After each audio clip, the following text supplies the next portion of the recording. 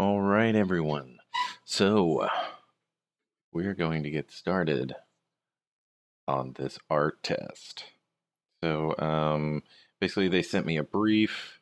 They want a pop character recreated in modern times, basically. So the character that they want created is I already forgot his name.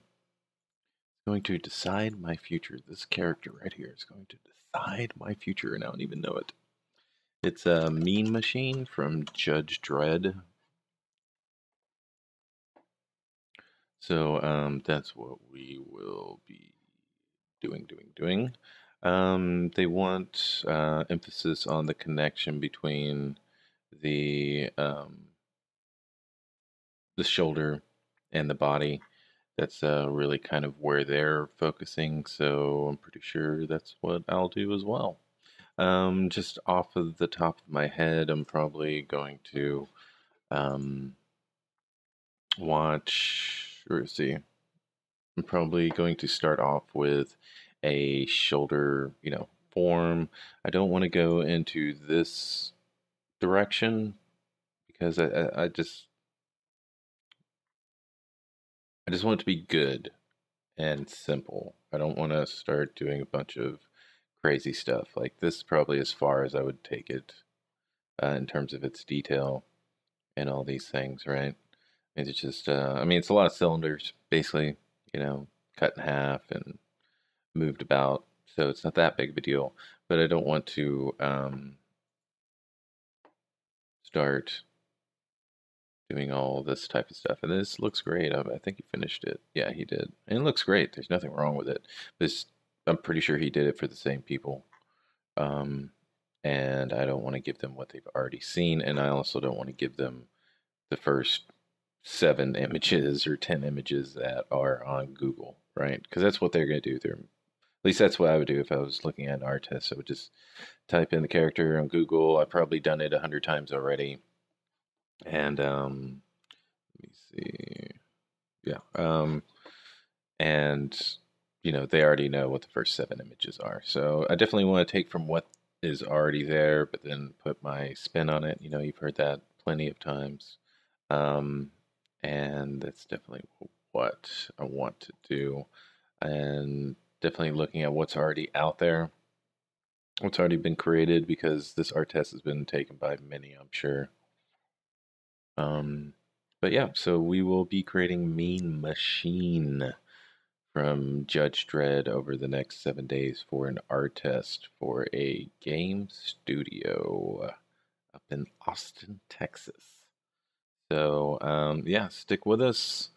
If you have any questions during the stream, please feel free to ask. Right now, I'm just going to put on some whatchamacallit, some podcasts and try to just zone out and get to work. I kind of definitely want to take a few of these images. Let's see, better one.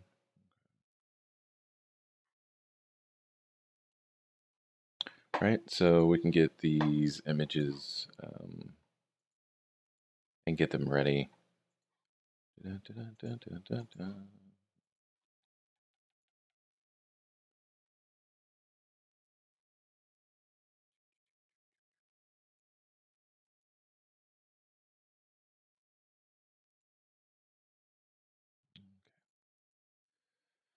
Alrighty, so these are the images that we're going to be using to at least get started. And let's also go to ArtStation, because I'm pretty sure most of that stuff is there. And let's type in Mean Machine and see what's been done. All right, plenty of, see, this art test is done by many, many people. You can tell. All right. So let's see which one's my favorite. Okay, so this is definitely the most off the beaten path. Let's see, is this the same guy? Is everybody doing this?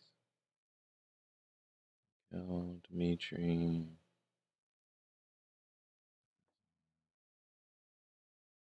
Okay, so it seems like they're different people. Okay, so, and let's see which one's the most faithful, and then we'll just go. There's one. Ooh, I don't know about that one. This one looks pretty cool. There we go. All right, so let's take a look. So this is one that we were seeing on the Google Images, and you can see the way that he handled the arm. And it's done very well, obviously. You know, it's got all the textures, got all the normal maps. It's baked very well.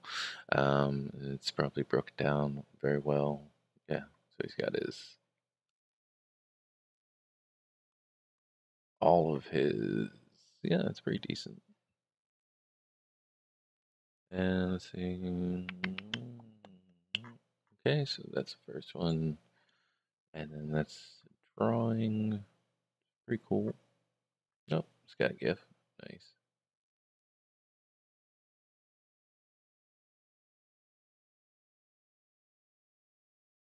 All right. So this art test is only asking for the waist up, and that's exactly what I'm going to give them. Usually on my last art test I did, they asked for one thing, and I tried to do as much as I fucking could, and my efforts were spread, and I think my chances suffered because of it. So, this is pretty good. All right.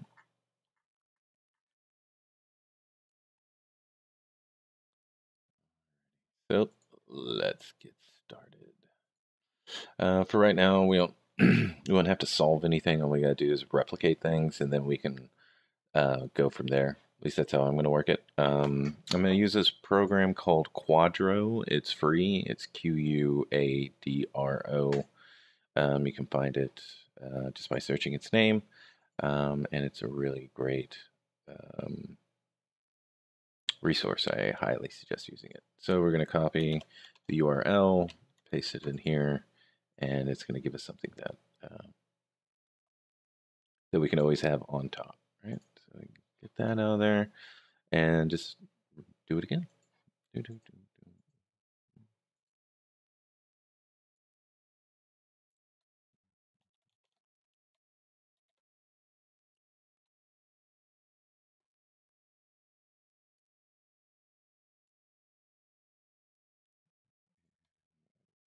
that. Again. Add web image. Okay.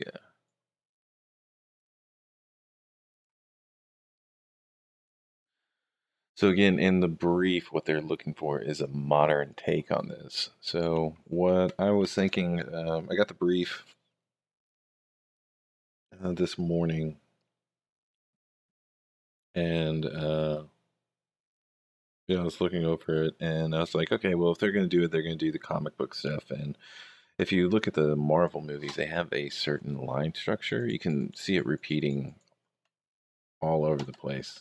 So it's definitely something I'm going to rip off. I am going to rip off as much as I can, anywhere I can, as much as I can. So, yeah, I'm going to be totally honest about it. That's the way I am, you know? Honest John. Alrighty. So we're just gonna, I don't want to have any color bothering me right now, so just going to grayscale these and get my focus right, Paul. Go get him. Alright, so total grayscale. That's such a cool shot. I love that. So cool. All these angles, fucking dope. Alright, so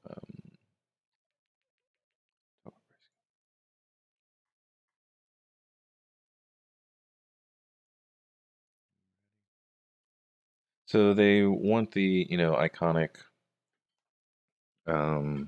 parts of him. So, the bionic arm, the half cyborg, flesh, and mixing between the two, you know, and the cranium and this thing on his head. So, other than that, you know, they're pretty much like have free reign. So, what I'm gonna do is just gonna start sculpting, um, and going to. Oh, thank you, Hiram. Appreciate that. Oh, Morgan, what's up, dude? What's up, Sing? Gotta burk. All right, so yeah, so 10 minutes of prep to let you know what's going on, and now we're gonna get started. I'm gonna listen to some podcasts because that's the way I do's it. Okay, and let's see what we got going. I hope you like Bill Burr, and of course, all the views and opinions expressed by Bill Burr do not reflect that of me. So just know that. Don't be a dick. All right.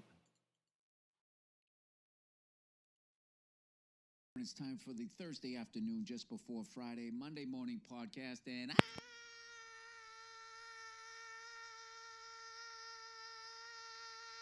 just checking in on you. Oh, I almost passed out doing that. I'm just checking in on, just seeing how your week's going. How's it going, man? You're almost there. You're almost there. You're almost to the weekend. It's gonna be your world again. You're gonna get to decide when you wake up. Decide? No, decide.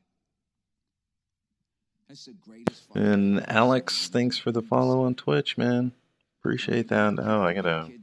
Sorry if you've been watching me on Twitch. I gotta get my chat. Sorry about that. It's Saturday. I'm staying in this fucking bed.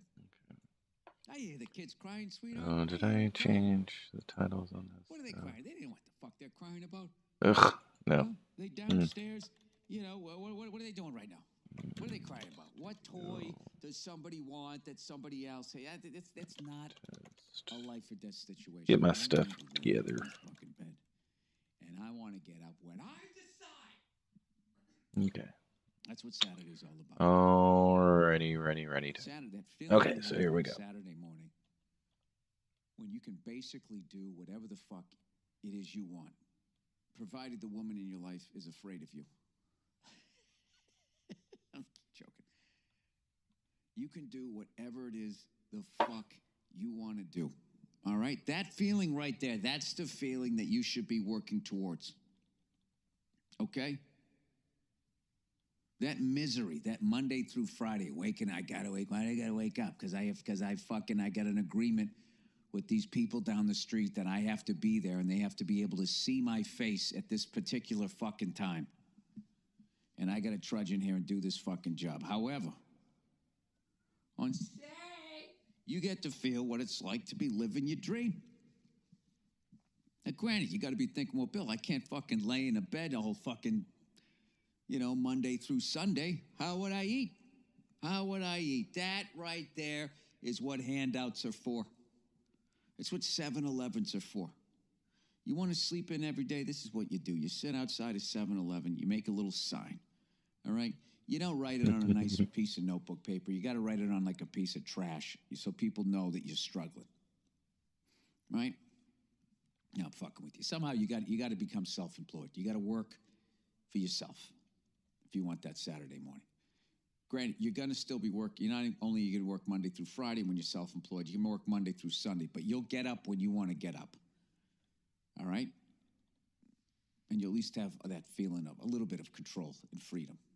Then you can take it too far. Like the ultimate Saturday, I'll get up whenever the fuck I want to, is that Fatty Cake's there. Thanks for all the love, you guys. Appreciate you. And you can tell by his build, that guy sleeps till at least 11 every day. You know? I bet he has like kid pajamas. Doesn't he look like he would, giant speed racer bed or some shit? Something about him. He seems very childish. I don't know. You know what it is? I bet he just because he was the dictator's son, nobody ever picked on him. But he looked in the mirror and he was like, the only reason why they're not picking on me right now is because if they did, my dad would feed them naked to wild dogs. That's the only thing stopping him. Look how fat I am. Look at me. Just standing there looking at his hairless fucking torso, right? I bet he's got an innie, right? Some manhole fucking level innie. There's some hole in him he's trying to fill. Anyways, I don't know what the fuck I'm talking about. How about those Cleveland goddamn Indians? 21 victories in a row. You're never going to see this again. I mean, that's fucking amazing. That is really amazing. And how great would it be to see them end there? What was it, 1948? If they ended it this year? I don't know about my Red Sox. I don't know. I'm going to keep saying that, hoping I jinx them into coming together. I kind of fucking fell out of love with this team. I've said it before. When they fucking yelled at Eckersley, I was like, come on. There was no discipline about that. That's a Hall of Famer. You know what you do when a Hall of Famer walks in the room? You shut the fuck up. That's what you do. And if he criticizes you, you say, okay, fair enough. I'll try a little better there, sport. Maybe you ask for his autograph. No, you don't ask for his autograph. You want to be a professional. You want to act like you're in the same business. You never ask for an autograph within the same industry, okay? Don't ever forget that. I've seen people do it. It's an ugly, ugly fucking scene. I know a guy that fucking played golf in a celebrity fucking tournament, right? Why can't I ever type in my password and talk at the same fucking time?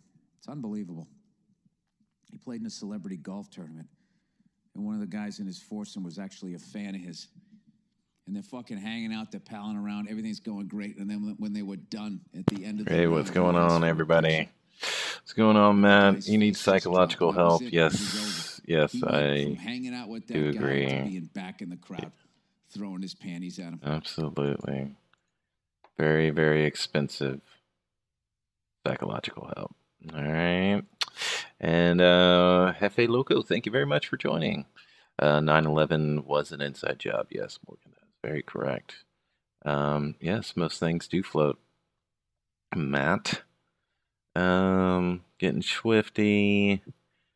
And Matt Weiss, everybody, if you can see him in the chat, he says he's going to, instead of working and achieving his dream, he's going to play video games instead. So cool. So cool. We're going to give you an angry face for that one. Okay, Matt? And then we're going to get back to work. What is my point? My point is I like sleeping in on Saturday.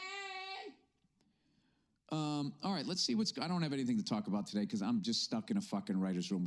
We're doing the table read this morning for episode 307. Oh, I can't be screaming. My daughter's still sleeping. My wife's probably going to fucking kill me right now. On say, is there a reason why ever since Bill Clinton, they just won't let somebody be president? I really think, you know what it is?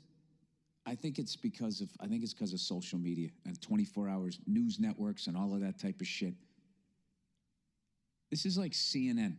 CNN, who refuses to cover anything about Hillary and the Democratic Party, ignoring the votes during the primary and boxing out Bernie Sanders, who actually got more votes. And then Hillary actually has the fucking balls to be like, we should do away with the Electoral College.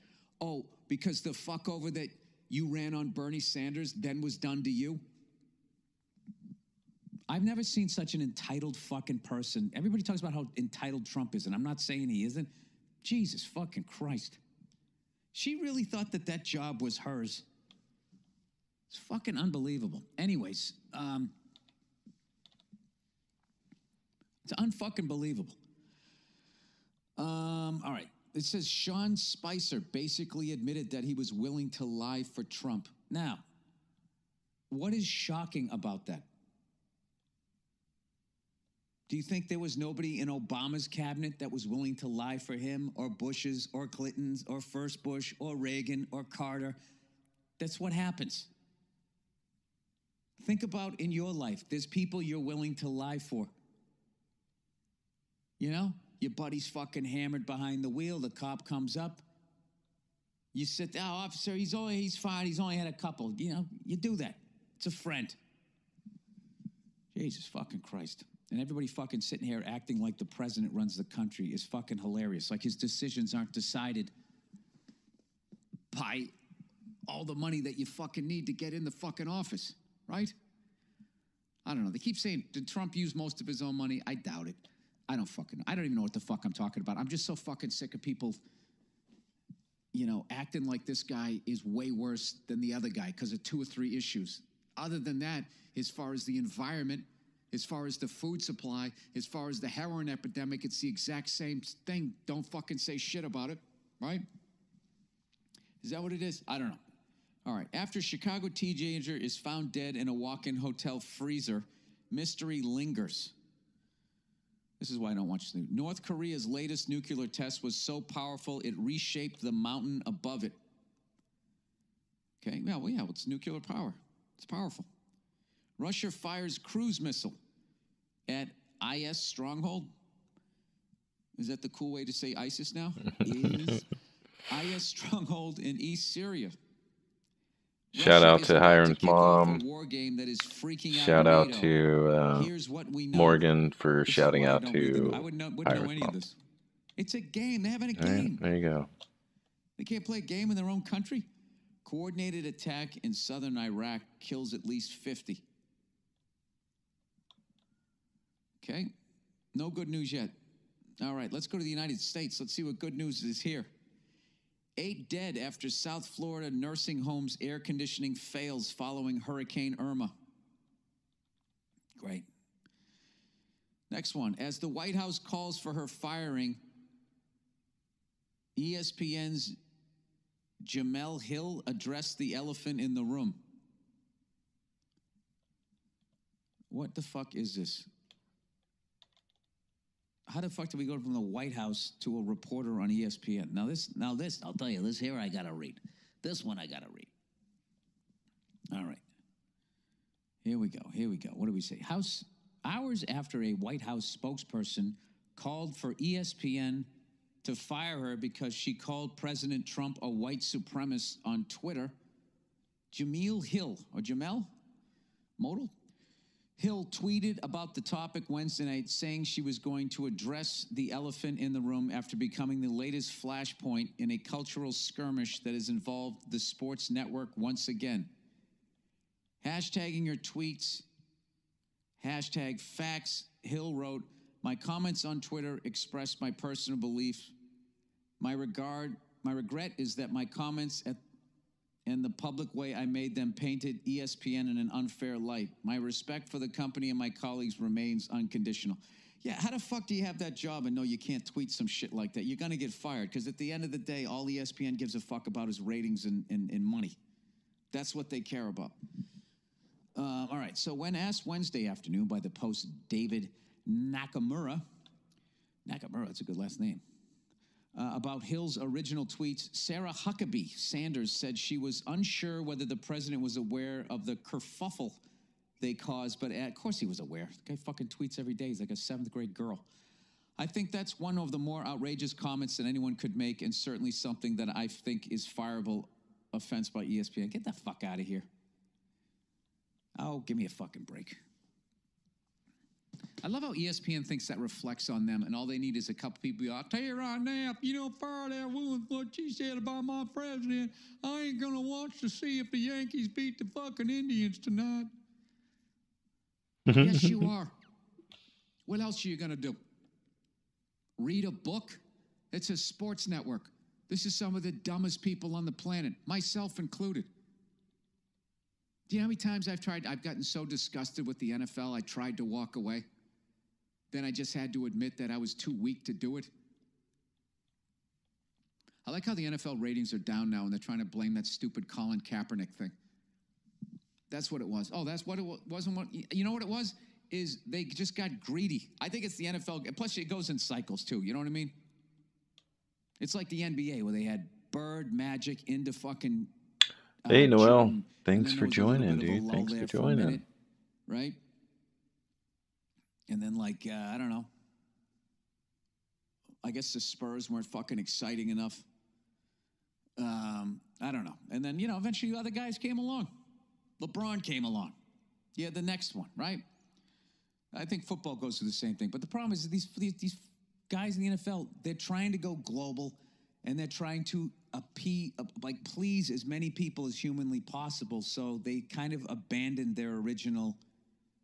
You know where the NBA is right now? The NBA is where U2 was when Bono started wearing those big fly glasses, the big mosquito glasses, and was saying shit like, "This is the most surreal night of my life, man." He started playing a character, you know. In 8 years, they went from "In the name of love," carrying a fucking white flag and all, whatever the fuck it is they were doing back then. I was never the big U2 guy. Okay, as I told you before, I didn't listen to the right music in the 80s. I was listening to Crocus and Helix. I was listening to all those fucking bands. You know what I mean? And then I was watching sports. And I was flunking math and French class. I mean, that's basically what you've been listening to all these years, if you ever wondered. I don't need to go to Ancestry.com to figure out my mystery.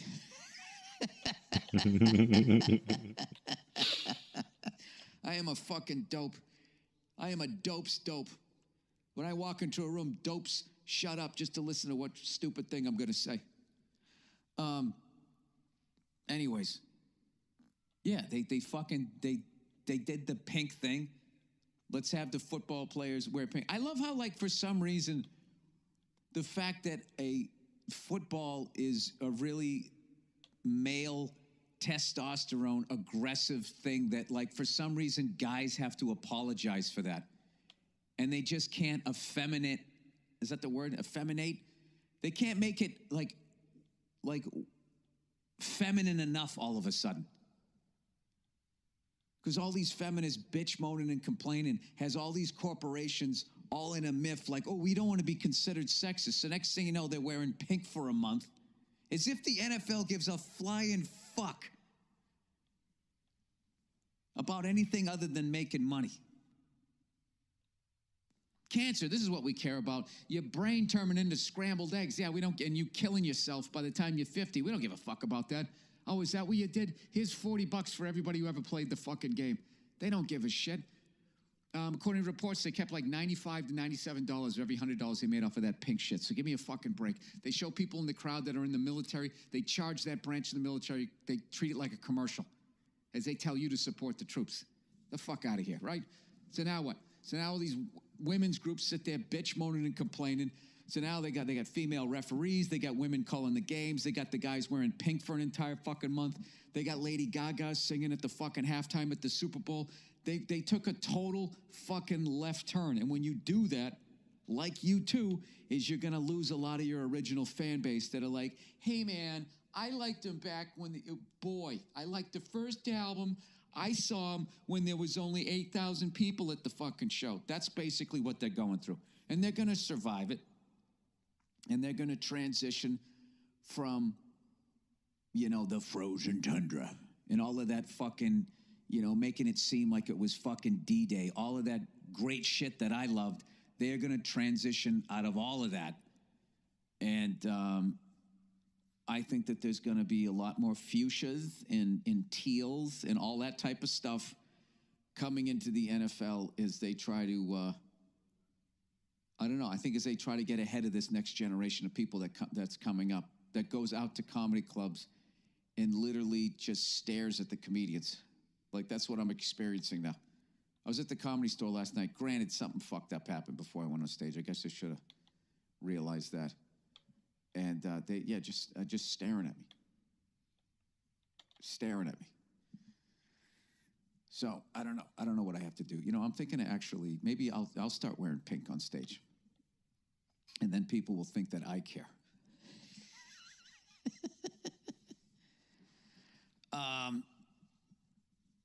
Anyways, I don't want to call out any fucking specific fucking people. I don't want to fucking do that because, I sucked as a comedian. Eventually, I got better at it. But I mean, Jesus fucking Christ.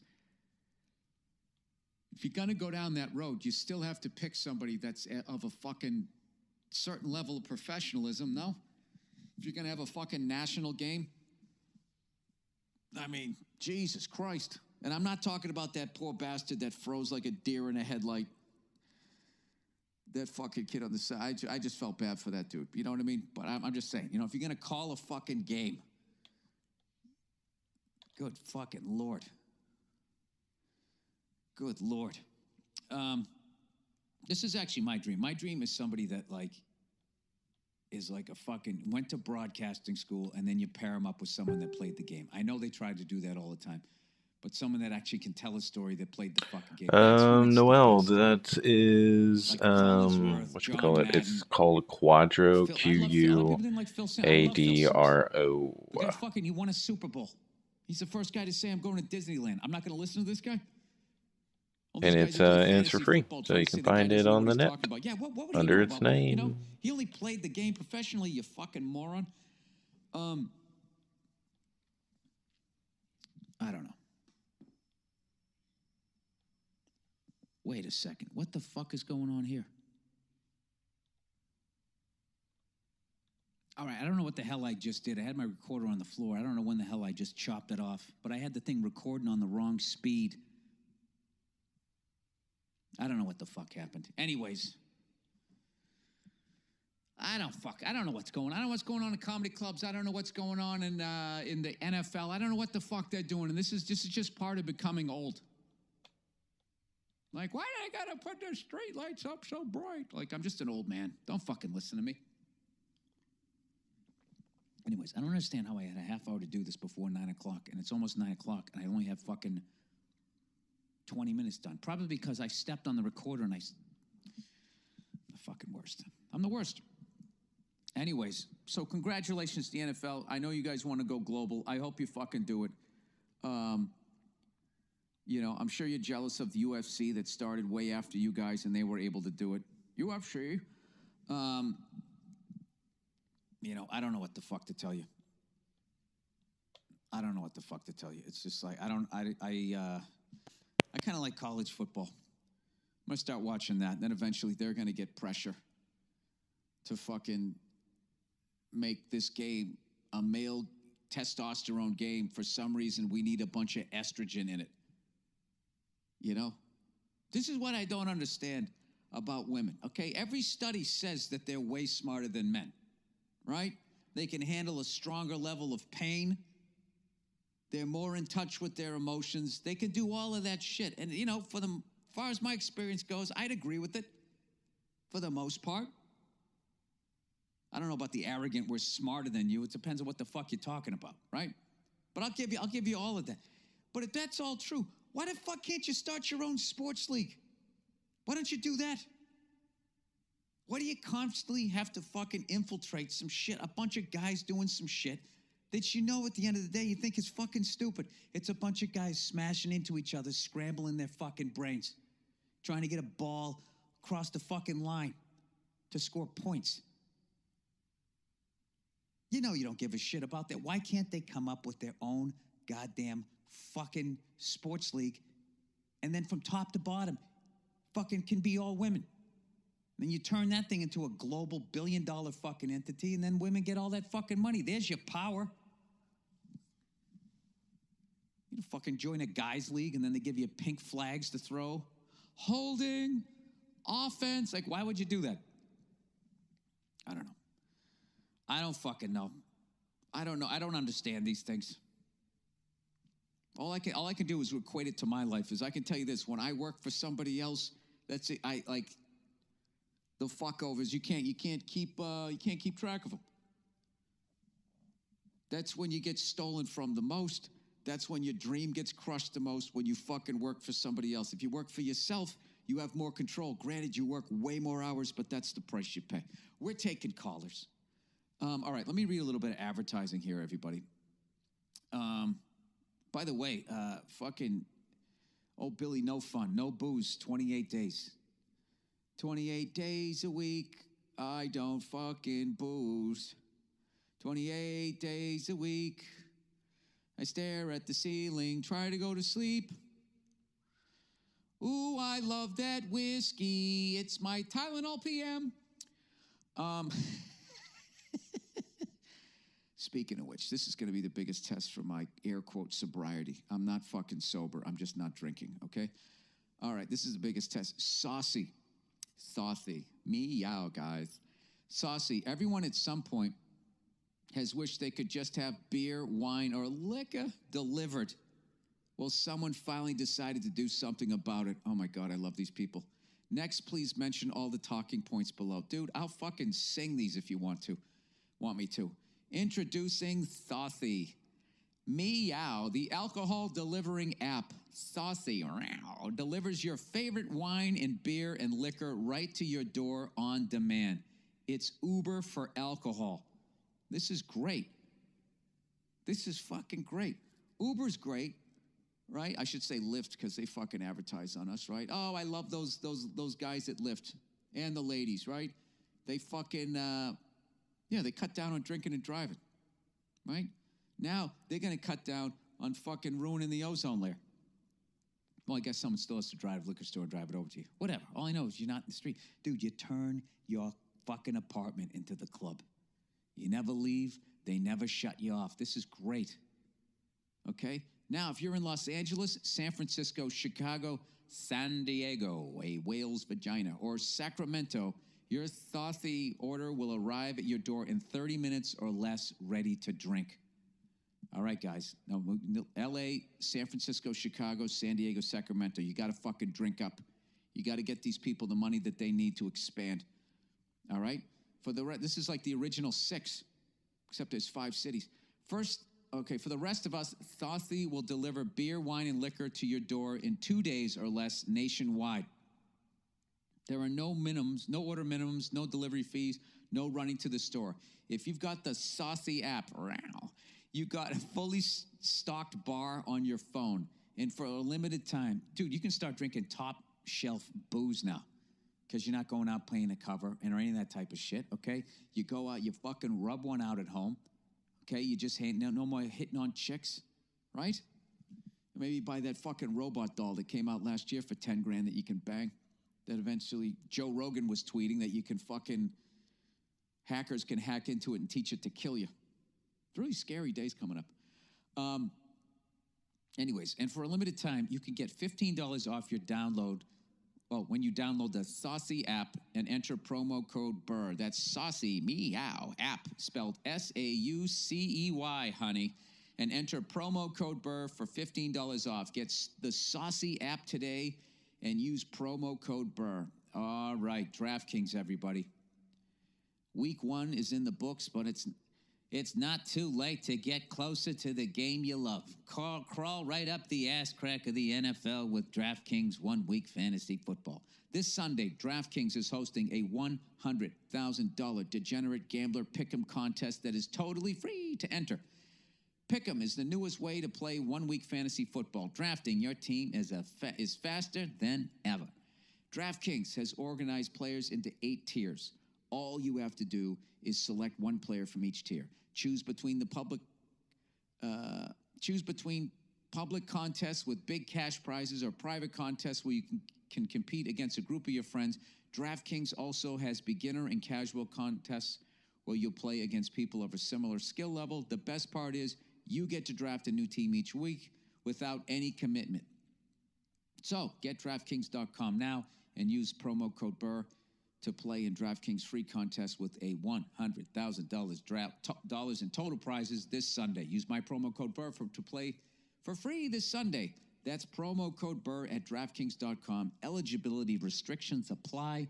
See DraftKings.com for details. Oh, look who's back, everybody. Simply Safe. The average property lost from just one home break-in is $2 fucking grand. $2,316. Jesus, these people did their homework. Or they made up a really great fake number. If you tally all the burglaries in your country, the total loss is in the billions. Simply Safe Home Security protects every door and window in your home, but not the skylight. That's a window. Yeah, that's right. Okay. Home security. Okay. You get motion sensors, entry sensors. Tom Cruise couldn't fucking break into this place. Simply Safe system is completely wireless. You can set it up yourself. With Simply Safes, there's no long-term contracts or hidden fees, and you have a professional alarm monitoring your place around the clock, ready to send the police. That's just $15 a month. Come on, people. Go to simplysafebird.com and get a special 10% discount when you order today. Or if you want this security system right away, visit your local Best Buy. That's simplysafebird.com for 10% off. Simplysafebird.com. All right, 2 more. Hang in there. Hang in there. Dollar Shave Club, dude. What you might not know is that Dollar Shave Club also has products for pretty much everything else you need in the bathroom. Body wash, shampoo, hair gel, lip balm, everything. I've been to body wash, shampoo, hair gel, lip balm. At the store, there are too many options. I can't figure it out. And you can't tell the difference between any of them. How dumb are you? Then, if you have any questions, the clerk usually doesn't know the difference, or there's just one fucking person working there, CVS, or can't really help you since they are not experts on the products. College dropouts. Dollar Shave Club makes it easy and convenient for you to upgrade your shave and your bathroom. Now you don't have to step foot in a store and get a high quality. What happened? I can't read anymore. Now you don't have to step foot in a store to get a high quality shave and grooming products. Dollar Shave Clubs delivers them right to your fucking door. They go in there and they're high-fiving the people at Saucy. Meow. Just like their razors. Everything is super high quality and will leave you looking and feeling amazing. If you're sick of the nonsense at the store, now's the time to try out Dollar Shave Club. For a limited time, Dollar Shave Club is basically giving away their shit shower shave starter kit to new members for only $5. This starter set features the executive razor and 3 trial-size versions of the most popular products that help you stay fresh and clean. So fresh and so clean. In your first box, you will receive their shave butter, body wash, and one-wipe Charlie's. Oh, Charlie. Butt wipes. You will also receive the executive razor, which includes their premium weighty handle and full cassette of cartridges. After the first box, replacement cartridges are sent for only a few bucks a month. This offer is exclusively available at dollarshaveclub.com/burr. That's dollarshaveclub.com/burr. Hey, Dollar Shave Club's high-quality products have you covered from face cheeks to butt cheeks. There is no better time to try the club. Oh, look who's here, everybody. Oh, Jesus, here we go. Do, me undies. Me undies, what happened to the NFL? Me undies. I think it's going to the hell.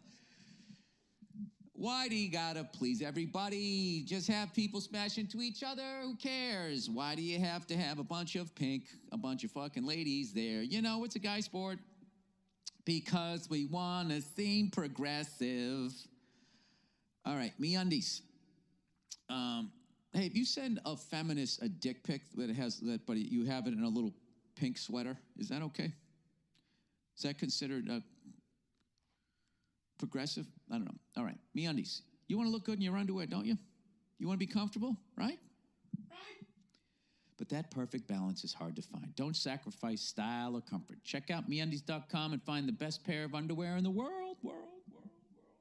Talk about why MeUndies is the best underwear you'll ever own. You know what I love about it? They send it to me for free. It's nice and snug up against my nuts, you know what I mean? But it's affectionate. It's not suffocating. Makes my nuts feel safe. And, you know, I got to be honest with you. Before I met MeUndies, I never felt that before.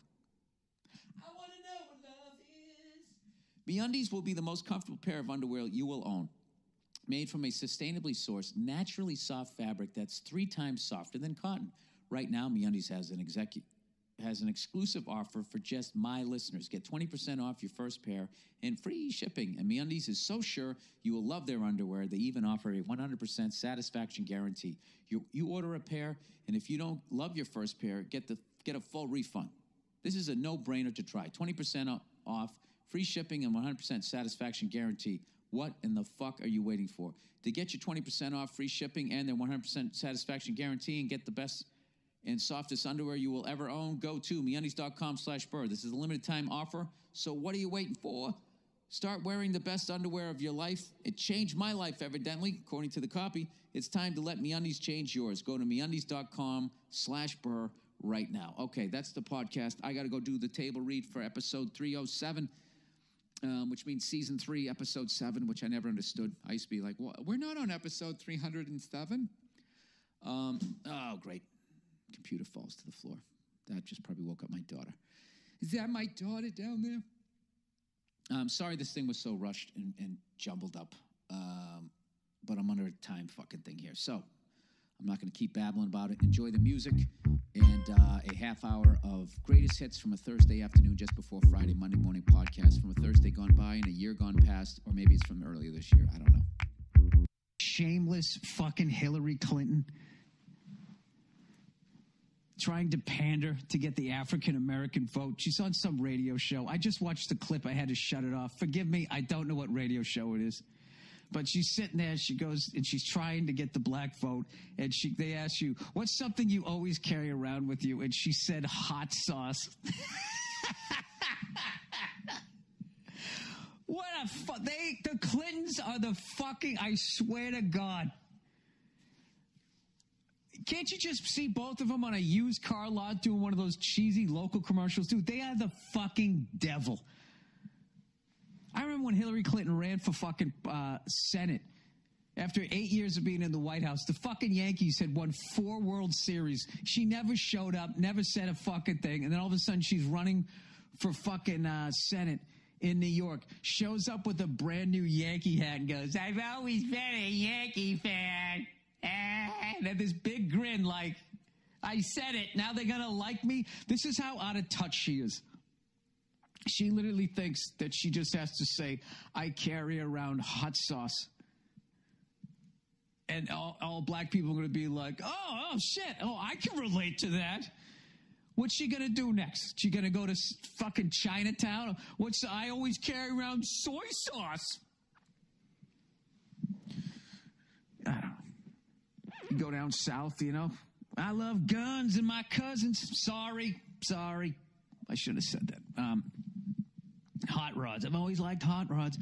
Fucking shameless. This is the thing about, like, when you're at her level of fucking wealth, which is really, I don't know how you explain it. You know, when her husband, you know, had the highest office in public office, and you only, as president, you only make $400,000-500,000 a year. Somehow they threw their daughter a $3 million wedding. I mean, how does the math work there? She is the fucking devil. I'm telling you. You know? Oh my God, what a fucking selection this year. Can you fucking believe this shit? A reality show star. You know, who's sitting there with that fucking, I don't even know what the other guy's name is. They're talking about the size of their hands. They're having the size of your dick debate running for office.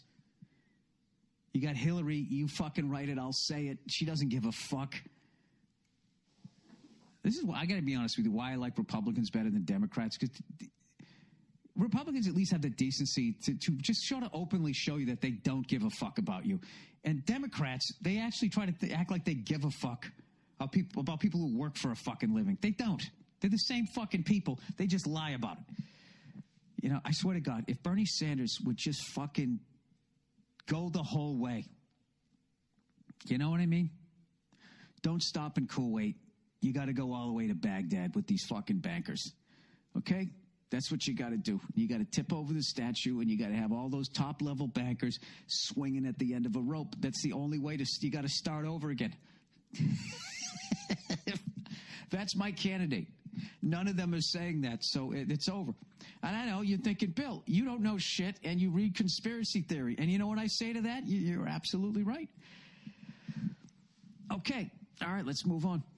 That was political comedy right there. If you were wondering what that was supposed to be. She goes to Little Italy. What do you always have in your purse? A jar of marinara sauce. Who's your favorite singer? Dean Martin. Oh my God. Did you see the host? She looked like she rolled her eyes. I don't want to put like shit on her that's what she fucking did. That's how out of touch she is. Hillary Clinton thinks all black people walk around with hot sauce in their purse because white people don't know how to season food. I'm not saying there aren't some black people that do that. You know what I mean? But, you know, that would also be people who aren't white who look at white people and think we're all in the upper 1% standing on a yacht shooting the shit with one of the Kennedys. And they're fucking weird inbred dentition. I never understood the Kennedys. They're from like the up. They're really good looking people. Great hair. you know, nice fucking big 5 head, you know, looks great on TV, decent eyes, you know, and then you just get to that, you get to those. I mean, he was kidding. No, they look like, from the nose down, they look like Clint Howard. I don't know what it is. There's something going on with that family. You can't, you know what it is they still look ethnic. If you look at like white people from like look at Joe DiMaggio. You know, he's probably considered a good-looking guy. That guy is fucking, like, I don't know what happened. Once everybody got all mixed up, like all the fucking nationalities got mixed up, like, you know, started streamlining the looks. And people are way better looking now, don't you think? Than when you look back in the day. I mean, Jesus Christ. Babe Ruth, Lou Gehrig was a good-looking guy. You know what I mean? But Babe Ruth, that guy was a mess. Joe DiMaggio, mess. I guess they weren't all bad-looking. I don't know. I'm just saying, when you look at the shit back then, like an Italian guy looked 100% fucking Italian. I don't know, you know something? When I went to Italy, they were better looking than back then. I don't know what the fuck it was. We allegedly had better food back then. People were shorter. I don't know what it was. Do you ever notice that when you look back and when you really look at those old pictures? I love looking at old pictures. And it's like that George Carlin bit when you look at an old picture and you're like, everybody in that picture is dead. And for some reason, in a morbid way, it's like fascinating. When I look at those old pictures, that's what I think. Like, God damn it, there was some fucking ugly ass people. You know what was a game changer? It was 3 things: polio, vaccine, penicillin, and braces. Those 3 fucking things could just... Hey, Kingsletter. You're asking, so the game company asked you to do a piece to see if you're suitable for them. Yeah, I believe so. They're asking me to, I went over it at the beginning of the show, that they want a, you know, like my take on it. They want a cinematic version in terms of the design, and they want something else besides cloth covering the shoulder in terms of the connection of his mechanical arm to his body. So for right now, I'm just trying to lay in all the forms and shapes of the face, and then going to rough in all this mechanical stuff on his head. Let's see how it goes. Thanks for the question. Hide so many fucking imperfections. You know what I mean? I mean, once you get braces, Jesus Christ, if you just brush your fucking teeth and remotely keep yourself in shape, you know, you throw on some nice clothes, people have no idea where you came from. You know? Back in the day, people, they saw it on you. Your teeth told the whole fucking story. You'd smile and be like, I can see you're going to have tuberculosis. You live in a damp, dank fucking apartment with no fucking windows. You saw it in their fucking teeth, right? I don't know, but I heard what's his face? J.P. Morgan had like rosacea, though. Is that how you say it? He had it all over his face. He was just all fucking angry. Those old school rich guys, you know, used to walk around with top hats like the penguin, walking down the street. Is this a podcast anymore? I don't even know what the fuck I'm talking about. Let me do some advertising here, and then I'll get to more babbling here in a moment. All right. Hot sauce. Oh, shameless. Fucking shameless. She looks inbred. Her fucking teeth. There's something going on with her, and there's something going with... You see how Bill Clinton claps now? It's like he's like a marionette puppet. He has his mouth open. That's how he made it. With that smiling with his mouth open. Oh, I'm going to fix it. I'm going to fix everything. How you doing? Call me later. Oh. Well, that's a cold to my heart. I go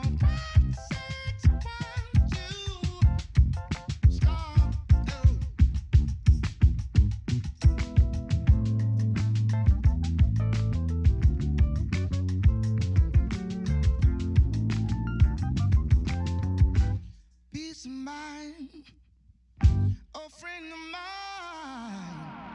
Whoa.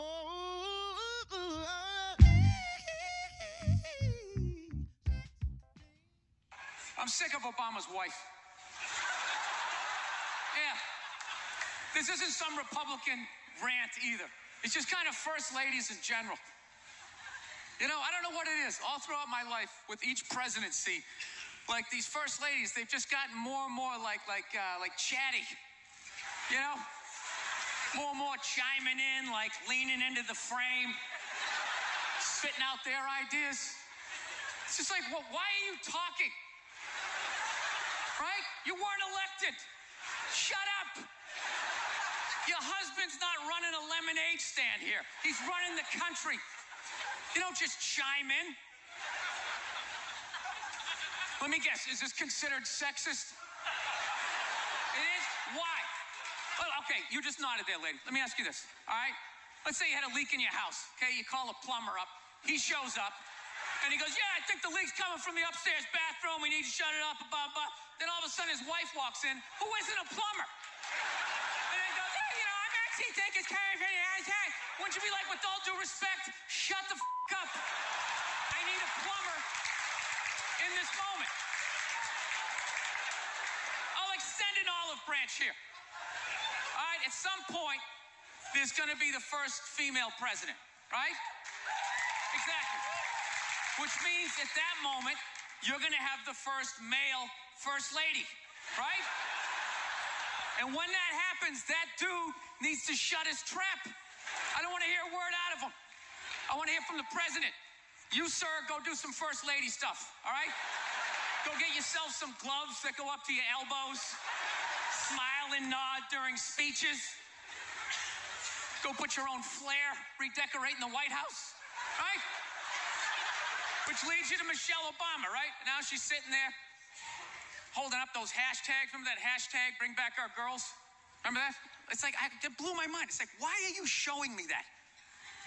I'm a stand-up comedian. Like, what am I going to do to get those girls back? Why don't you look across the dinner table? It's like, you see that guy? That is the leader of the free world. Tell him to pick up the phone. Call some Navy SEALs and solve it. What am I going to do? Thanks, man. Just a rookie question as well. Are we meant to get paid if I ever come across a work like this? For an art test, no, you will not get paid. You'll never get paid for an art test. So, don't even discuss money, because it's pretty much like, you know, you do this and then you get to come in for either most likely it'll be another interview. There's going to be that, and then if I don't act like a jackass, then they'll bring me in to have another interview, and then negotiations, and then they'll hire. At least that's what I'm expecting.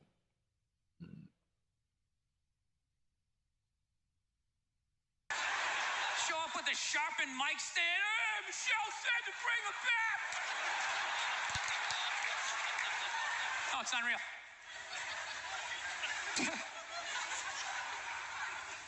I'll tell you what kills me.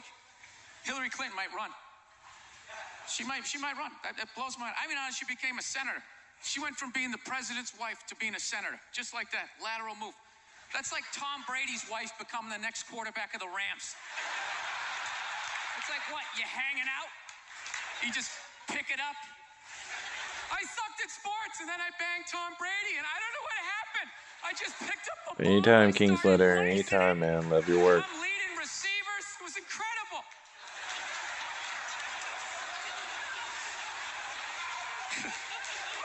I knew it was going to be like this.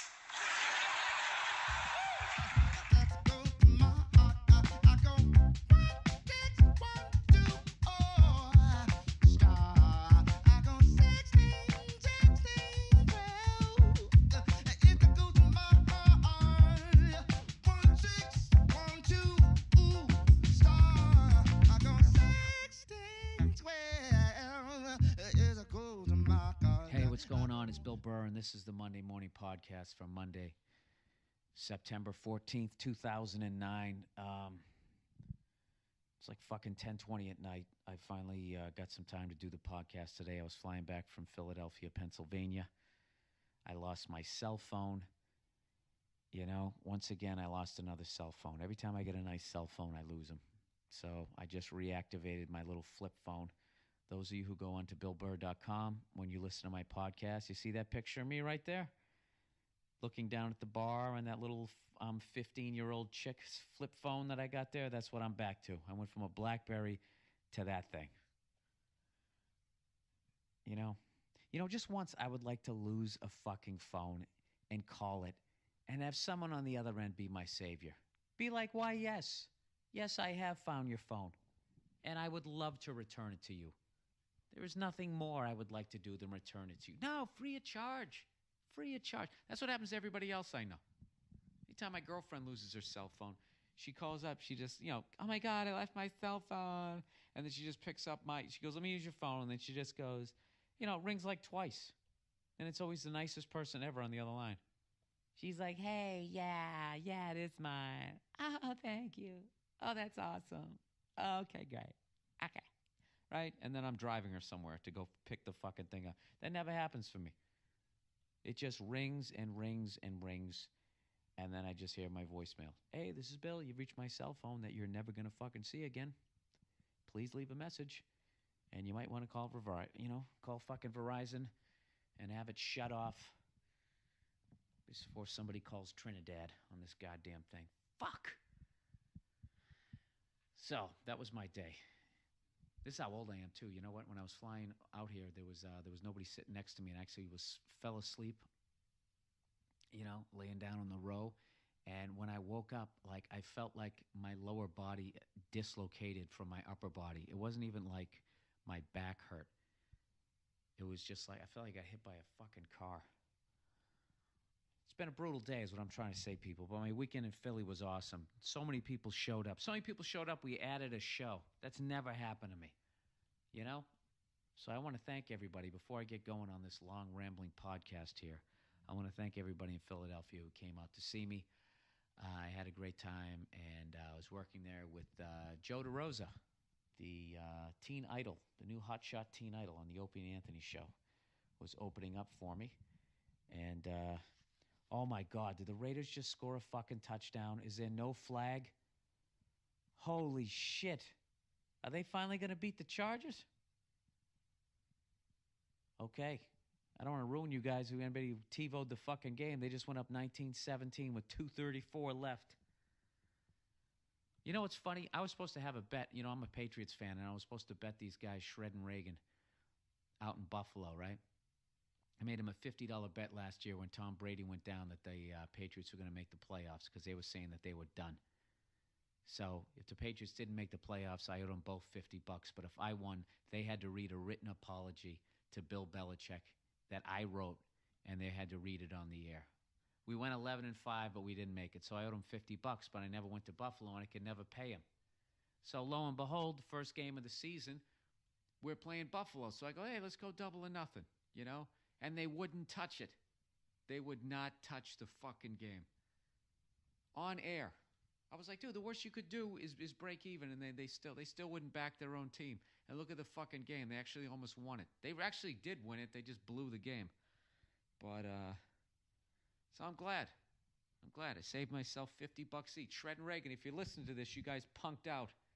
And you know what's funny? Was when I got off the plane, I actually got a message from one of the guys who works there trying to get me to call in at the last second. I bet a lot of their listeners called them punks for not taking the bet.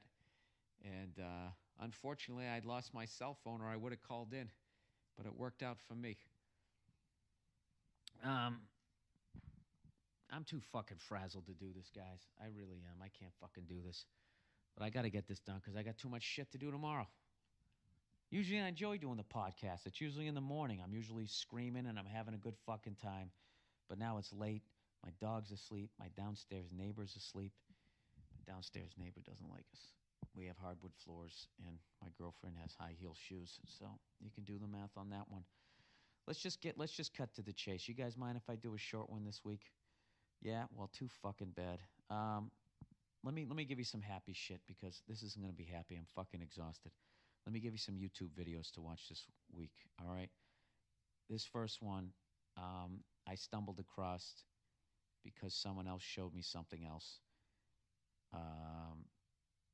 This video, what you want to search is, it says, try not to laugh or say WTF, basically what the fuck, but you just write WTF, all lowercase. Try not to laugh or say WTF. And I have a feeling a lot of women won't find it funny because it's just really like you'd have to be in the 7th grade or a male to find this funny. I can't even explain why it's funny, but it just makes me laugh my ass off. But it's a great video because you will either laugh or you will say, what the fuck? Here's another one somebody sent me. Search gay Top Gun. If you guys ever seen the movie Top Gun and you've seen Tarantino go on his rant that it's actually a homoerotic movie, the way this person edits it is fucking hilarious. And I haven't seen the movie. Oh my God, I probably haven't seen that movie since the late 80s, you know? I remember did I see it in the movie theaters? No, I think somebody bought it. Somebody in my family bought that movie. That was actually considered a good movie, you know? And, you know, we had it on VHS. So, you know, the usual life of a VHS tape. It lasted like a fucking year. Then it was all screwed up from being rewound, you know? So I haven't seen it basically since, 89 or 90. And I got to go with Tarantino on that one. At least the way this guy edits the movie, man, it's really funny. All right, the last YouTube video you might want to check out. This one, just search Dance Kick Baby. All right, a comedian last night who I worked with, a very funny guy, told me to, Jeff, and I already forget his last fucking name. I'm such a moron. He was hilarious. So he told me to check this one out. Dance Kick Baby. It's I can't say it's funny. It will definitely make you put your hand over your mouth. Because it's not dance kick baby. It's not that. It's dancing, and then a baby gets kicked. All right. You ever want to see what happens when a toddler gets fucking? Just check it out. All right. There's a lot of sick fucks that are gonna look at that one first. Like I said, this is going to be real economical, however the fuck you say it this week. Let's plow ahead. Here's some advice somebody wants. Listen to this story. This one really grabbed me here on a lot of levels. All right, Bill. Ask Bill. Bill, I was at a family birthday party today when some friends of my dad's showed up with their smoking hot daughter. After making a few glances at each other, I figured I had a good chance of getting her number. I went over to her. My dad introduced us, and we made a little small talk. Her mom then asked if she wanted a piece of cake or anything, so I decided Oh yeah, to be the Kingslayer, I ain't gentleman gonna grate teeth every and single offered her time a for piece. some So I come back for with every the slice of character. That's cake in hand, ridiculous. only to see my brother. No way would I ever do this in that. capital letters, so you know this isn't going to go anywhere good. Cheat, cheat, Because I cheat. come back Cheat, cheat, only to cheat. see my brother, capital Work letters, smarter, not harder. talking to her, and already getting her number on the guys that she's interested in getting into law enforcement, and he happens to be a cop. That pretty much canceled me out since there's no way I was going to pull the same shit in which both brothers ask her for her number. Yeah, that would have been creepy. So he goes, I handed her the cake, and the three of us talked some more until her parents decided to leave since it was towards the end of the party already. After they left, I immediately told my brother, walked up to my brother, and I told him what the fuck. Since everybody could tell, I was trying to get her number. He joked along with my, what is that, UNDES? I don't know what that word means. My uncles. I couldn't read that. Sorry, this volume's up way too high here. Let me turn this thing down. Sorry. Record level. I don't know. I don't know how to fucking do that on the fly, do I? Does that work? That's better. Hello. No, it's still fucked up. All right, whatever. I'll hold the mic away from me. Told you guys, this one's going to be brutal. I'm exhausted. Anyway, so he goes, so I went up to him. I said, what the fuck? Since everyone could tell I was trying to get her number. He joked along with my uncles, saying she's 26, and I guess he's 20, and his brother, the cop, is 21. So he joked with his uncle, said, come on, man, she's 26, she's out of your league, and that he beat me to it. I figured, I guess he did and didn't. So I did make a big deal or anything after that, since I'm not a little bitch who's going to cry about it. I'm going to cry about some twat's number. However, I still thought it was fucked up. If it had been the other way around, I would have just let my brother do his thing. I guess it comes down to the bar scene, where if you step away to get a bitch a drink, you're leaving the field pretty much open for anybody else. I don't know. Do you think it was a fucked up move or just part of the game? Thanks and hope to see you on stage soon. Well, what do I think about that? All right, I don't want to blame the victim here, but what I learned in that letter is that your brother's kind of a dick. You know? That's kind of a dick move. And, I wouldn't have done that to my brother, but, he's doing it to you. That's a dick move, and you live with the guy, so you know he's a dick. You know what I mean? And you kind of answered the question. Yeah, you never leave. First of all, even if he didn't come over, you're already setting up the relationship that, you're just going to be fetching her stuff, offering her, Are you cold? You want me to get you a blanket? You don't want to be that guy. Your brother, I don't know. I really want to make fun of the fact that he went to law enforcement. Hey, let me teach you how to be a cop. All right, this is how you frisk somebody, But believe me, you use what you got. You think I have never met a fucking good-looking girl and I said, worked the way in that I was a comedian and invited her to a show, her and one of her friends, hoping desperately she would only show up by herself so I could try and fucking bang her. So I can't get mad at him for that. In the future, I just wouldn't do that shit around your brother. That's a really asshole thing, and I think you need to get him back somehow.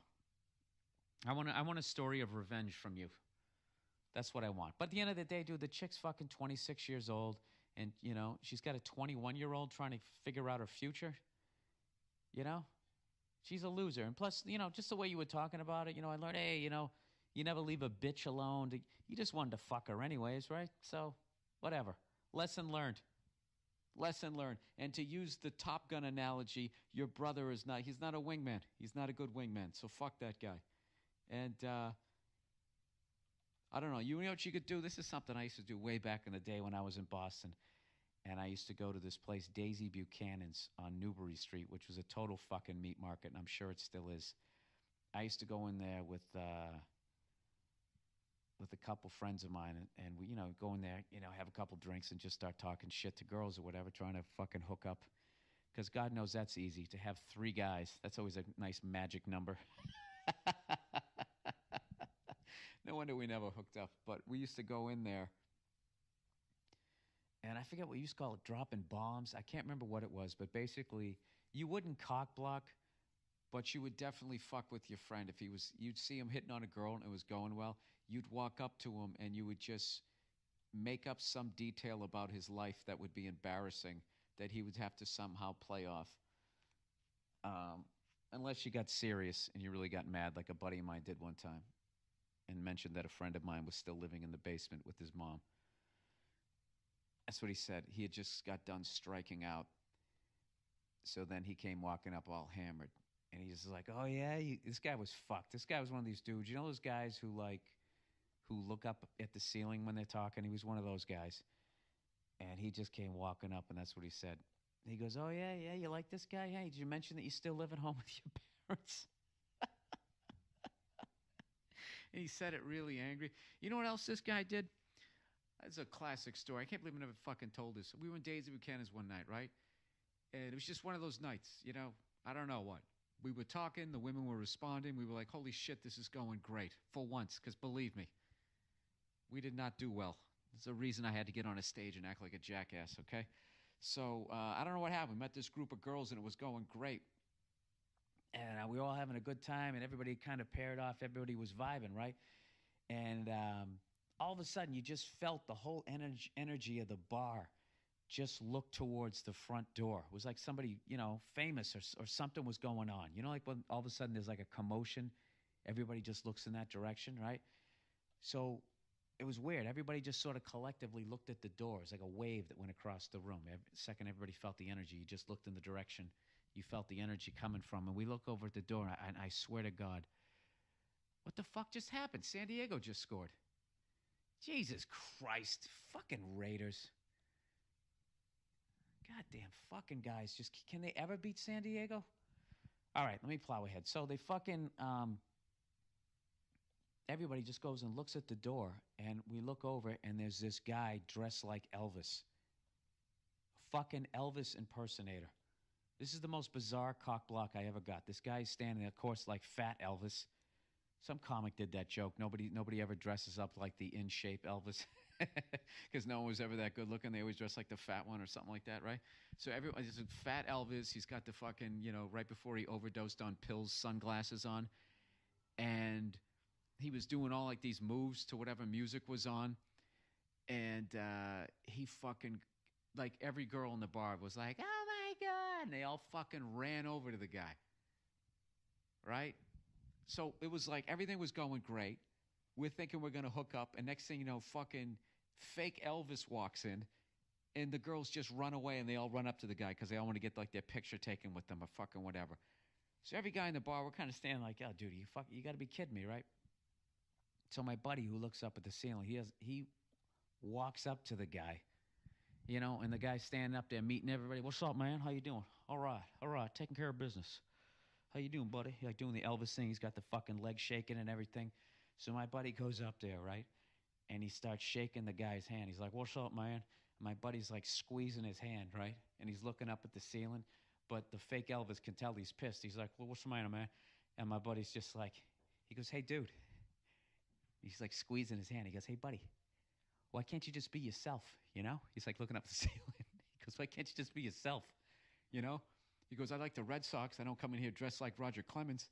And the guy's like going, he's kind of dropping character going, "All right, man. All right, dude. All right. Like his voice is changing. And they start having this fucking handshake fight, squeezing each other's hands. And they were about ready to go at it. And at that point, I was like, I was going to see the greatest thing ever.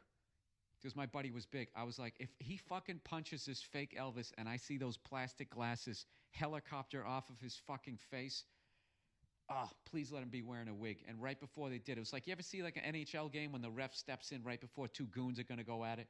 The guy fucking broke it up, but it was still good.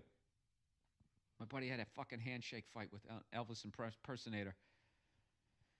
It really just broke the guy down. That's what I loved. Everybody's like, "Oh my God, Elvis, what's going on? I thought you died." "No, man, I'm always alive." He's just playing along. "Oh my God, let me get a picture." "Okay, honey." He's doing all that shit. And then my buddy just comes up, "Hey, dude, why can't you just be yourself?"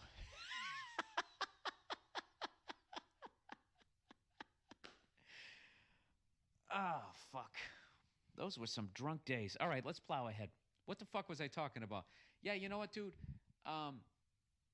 Two things I would tell you. When your brother first of all, don't fucking hit on women when you're around your fucking cunty brother. And if he does pull some shit like that, you got to do something. This is what you got to do to that guy. What you have to do is the next time he's hitting on a girl, you have to deliberately go over and fuck it up. You got to figure out some way to fuck it up. And what you're doing here is you're kind of shooting one across the bow, just to let him know that if he does that shit to you again, that there will be like repercussions. You know what I mean? And then just get the fuck away from the guy and continue on. You're doing fine, right? You had no problem walking up to the girl. You had a strategy. You're good. But yeah, there's no sense. Dude, you're 20 years old, man. You're in fucking mint condition. You don't need some fucking 26-year-old. What do you do with that? Right? I know. You'd fuck her. Exactly. But you're not going to marry her, right? You don't have any feelings for her, so fuck it. Fuck her and fuck your brother. Fucking 21-year-old cop? Cop where? At the mall? How long do you have to go to school to be a cop? Anybody else have that? Like there's a kid in the grade above you, and he's like the biggest maniac ever, and then you become a senior, and next thing you know, he's coming in and he's breaking up keg parties. You're like, "Dude, I was in shop class with you 6 months ago." "No, I'm a police officer now." Wow, well, full on? You got the gun and everything? I think I just missed a fucking unbelievable game doing this goddamn podcast. It was 2 scores late in the game. You know what I hate about football? I hate how they always show the douchebags who dress up like they're going to the Rocky Horror Picture Show. You know what I mean? I went to a Raiders game. Not everybody is dressed like a douchebag. And make no mistake, those are douchebags. Okay? Those people who fucking make a hat out of a football You know, they did it the Patriots game too. I was joking with my buddy. I go, can't they just show some regular fan who looks like he has season tickets and could actually talk about the game? This guy had like a, silver glitter on his face with the Patriots emblem. People wearing football helmets to the game. You know, it's almost like the guy in the TV truck is just telling the cameraman, just find the biggest douchebag you can find. That's who we're going to show. I went to a Raiders game a couple years ago, man. It was great, Just a legendary place. Even though it's been a while since they've had a lot of success. They did go to a Super Bowl against Tampa Bay a few years ago, but I actually met this older guy, man. He had like the Ken Stabler silver and white beard, had some booze on his breath. He's a football fan. He fucking wasn't sitting there dressed like Boba Fett. It's fucking dumb. I hate when people do that shit. All right, let's plow ahead here. All right, Bill, I was bored and thought I might give you something to think about. I live in Europe and would love to move to the U.S., but I have no idea how to even apply or even if it's a good time to do it. I'm 30, and I've been stalling for years, but I don't want to pack a bag and just end up as some homeless guy in the corner in America. I've always loved New York as the idea of that city. What? As the idea of a city that never sleeps fits me. As I'm a little older now, I've already seen most of my friends leave into the domestic lifestyle, and I just can't fit into that yet. I spent a lot of time alone for a few years, and it's just like your act. You start going a little crazy. I feel like an observer in life, so I do and say stuff just to see what happens sometimes. Would it be... Sorry, I'm scrolling down here. Would it be a good ground... Would that be a good ground for comedy? Maybe, or should I have started in my 20s? I also play guitar, and people have said I might have something musically for years, but I was always a coward in my youth and couldn't get on stage unless I was hammered, so I never got anywhere. Now I'm worried I lost too many screws, and as my social network has begun failing, I just get the bitter alone against the world feeling. It feels like I'm at a crossroads. Everything I've seen in life seems like a weird dream, and I'm surrounded by strangers. What do you think? I think that's pretty fucking deep. Well, if you're not married, you don't have any kids, and you always wanted to move to New York, just fucking do it. Save up some money and just do it. You're never going to regret, Or if you live in America and you're like, hey, I always want to go to Paris. What would happen if I just fucking went there? Do it. The very least, you're just going to get some great stories, You're going to come over. Wherever you're going to go, you're going to have an accent. You're going to hook up. It's going to be a good time. I would definitely say to go. And don't mind fuck yourself into thinking you're too old to do shit. Look, failing the, how do we put this? Failing is like overrated as far as like the pain that people have. It's not doing it. Because I have a lot of fucking regrets in life. I got a lot of fucking regrets. I'm not going to get into them, but I got a lot of fucking regrets. And I've failed a lot as a comedian, but none of them really hurt because I just kept doing it, Remember that old Michael Jordan commercial where he talks about shooting the basketballs, all the shots he's missed? He's like, I failed over and over and over and over again, and that's why I succeed. You got to take that mentality. Dude, failing is fucking hilarious. Failing it's the best stories. It's the funniest fucking stories. Watch when actors go and they do panel on talk shows. They never talk about, I did this. The bad guests go on there and talk, I worked with this director. Oh my God, he was so great. But the good guests go on there and they talk about bad auditions that they had or stupid things that they did in the great movie that they're promoting. That's what the fuck you do, To kill as a guest. Look at me. I'm so tired. I'm making a different point now. Now I'm telling you how to kill doing panel, even though I've never fucking done it. Yeah, dude, move to New York. You're not going to be homeless. It's like a big river, and you just jump in it, and you just start swimming. But from the outside, it looks impossible. But once you go there, you're fine. And if you do end up homeless, fortunately, it's a walkable city, so there's plenty of people to panhandle. Although if you're white, you might have a rough time. At least I did. Did it one day as a joke just to see what people would do. I was dressed really nicely and I just had a cup. Excuse me, sir, could you spare a little change? Just trying to get home. Just trying to make a phone call. But I had a shit-eating grin, so I didn't make any money. All right. Next question. I'm plowing ahead this week, people. All right. Hey, Bill, I'm a huge fan. Thank you. Thank you very much. All right. You won't be after this low energy podcast. Throughout my life, no matter what I've done, I am known for being a horrible child. All right, guys, let's stop here. Let's just remember that I barely got out of college, and I have a communications degree. So let me communicate with you right now and let you know that if you guys are going to go real deep, because I had somebody sent me like one, they were like suicidal, and I kind of didn't touch it because I didn't want to give the wrong advice. I was going to say, go talk to somebody qualified, you know, and don't kill yourself. All right. So let's try it. Let's back off the throttle a little bit here, people. This is supposed to be a funny podcast. All right. Like I just walking around feeling like it's a dream and I'm alone. You know, that's when it starts getting like, all right, I've had those thoughts. Well, I guess I've had those thoughts so I can relate. You know, I've thought about killing myself. A lot of people think that shit. You just don't do it. You know what I mean? It's like leg sweeping a chick. You think about it. You just don't do it. But if someone makes a video of it, you fucking watch it and it's hilarious. All right, let's plow through here. Throughout my life, no matter what I've done, I have always been known for being a horrible child. All right, this guy's gotten right to the root of his pain. No matter what I did, it wasn't good enough. I think I'm a pretty... Now I feel bad because I'm making fun of people as they're fucking really opening up here. So let me stop doing that. All right. I think I'm a pretty good kid compared to the people I know. My grades aren't that good, but hey, I haven't gotten held back. Well, there's a positive way of looking at it. You got a D in math. Yeah? Did I stay back? Well, all right then. Shut the fuck up. I'm 15, and I have an older brother, 2 years older, and I have a younger brother, 2 years younger. The younger one is annoying, so if he starts bothering me, I say something to him, telling him to stop. When I do that, I'm being a dick.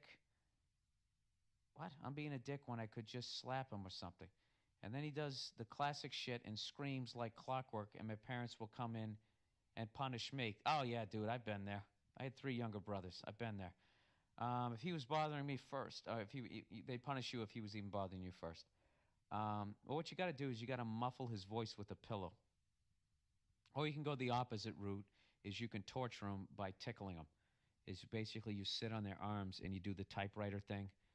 You know what I mean?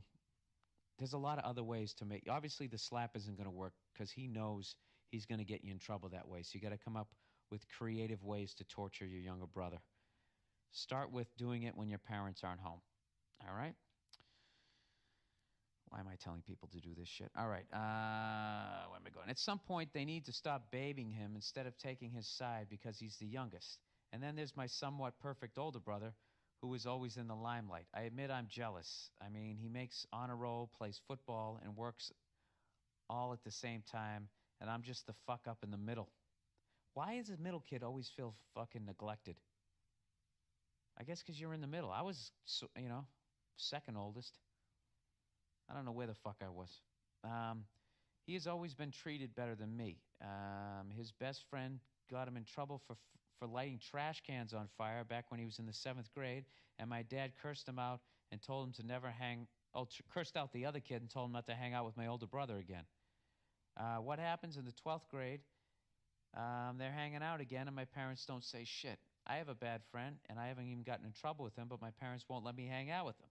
My parents let my older brother learn how to drive when he was 12, and I'm turning 16, and they haven't taught me shit. I probably won't get a damn license until I'm 25. Then they treat me like shit. Last week I cleaned my bathroom and left my mini trash can sitting outside the bathroom, and instead of being glad, they go ape because I leave the trash can outside the bedroom. Please tell me what you think about this situation. Yeah, you're getting the middle child treatment. You're getting the middle child treatment. This is what I would say. Beat up your younger brother when your parents aren't around. Or maybe break some of his shit when he's not in his room. And your older brother, you can cut the brake lines on his car. No, I'm fucking with you. You know what? Fuck them. Fuck them. If they don't want to pay attention to you, fuck them. Just keep doing your thing and make a joke out of it. You know, you left the trash can outside the bathroom. I know. What was I thinking? I should have been like my older brother and lit it on fire. You're absolutely right. At what point, Ma, did you realize you were bored with me? Huh? When the newer version of me came along? And then when she tries to interrupt, just be like, no, Dad, I get it. You don't care. You don't. I'm the middle kid. What do you think? I don't watch the Brady Bunch? I saw what Jan went through. I'm going through the same shit. And then bring up that shit about driving. Huh? How bad a driver was my older brother that you just decided not to teach any of us? You know? I don't know. Just go with that route. But you know, above all, don't take it personally. Just focus on your own life. You got to understand, you're probably walking around at 15. You know, you're at that age where you kind of think you know some shit, but you kind of know that you don't know a lot of other shit. That feeling never goes away, and your parents are walking around thinking the same shit. So don't take them too seriously. You know, unless they tell you, you know, not to do drugs or hang out with that douchebag. You probably shouldn't be hanging out with him, but you know what I mean? I don't know what to tell you, dude. It's like that shit that you're going to get through. It gets better when you're in your 20s, you know? And you never know. Your brother might have peaked. That happens to a lot of people. You know, if they're getting fucking laid in high school, like, do you understand how great your life is if you're actually on the football team and you're fucking a cheerleader in high school? I mean, I don't know how you ever beat that. You have to become like a fucking movie star. Like, there's nowhere for those people to go. That's why so many of those people, they when they go out in the real world, they fail because they've always been. I mean, you're king of the world. You're on a football team. You're banging a cheerleader, right? You're both in your teens. Your bodies are in mint fucking condition, and you don't have to pay rent.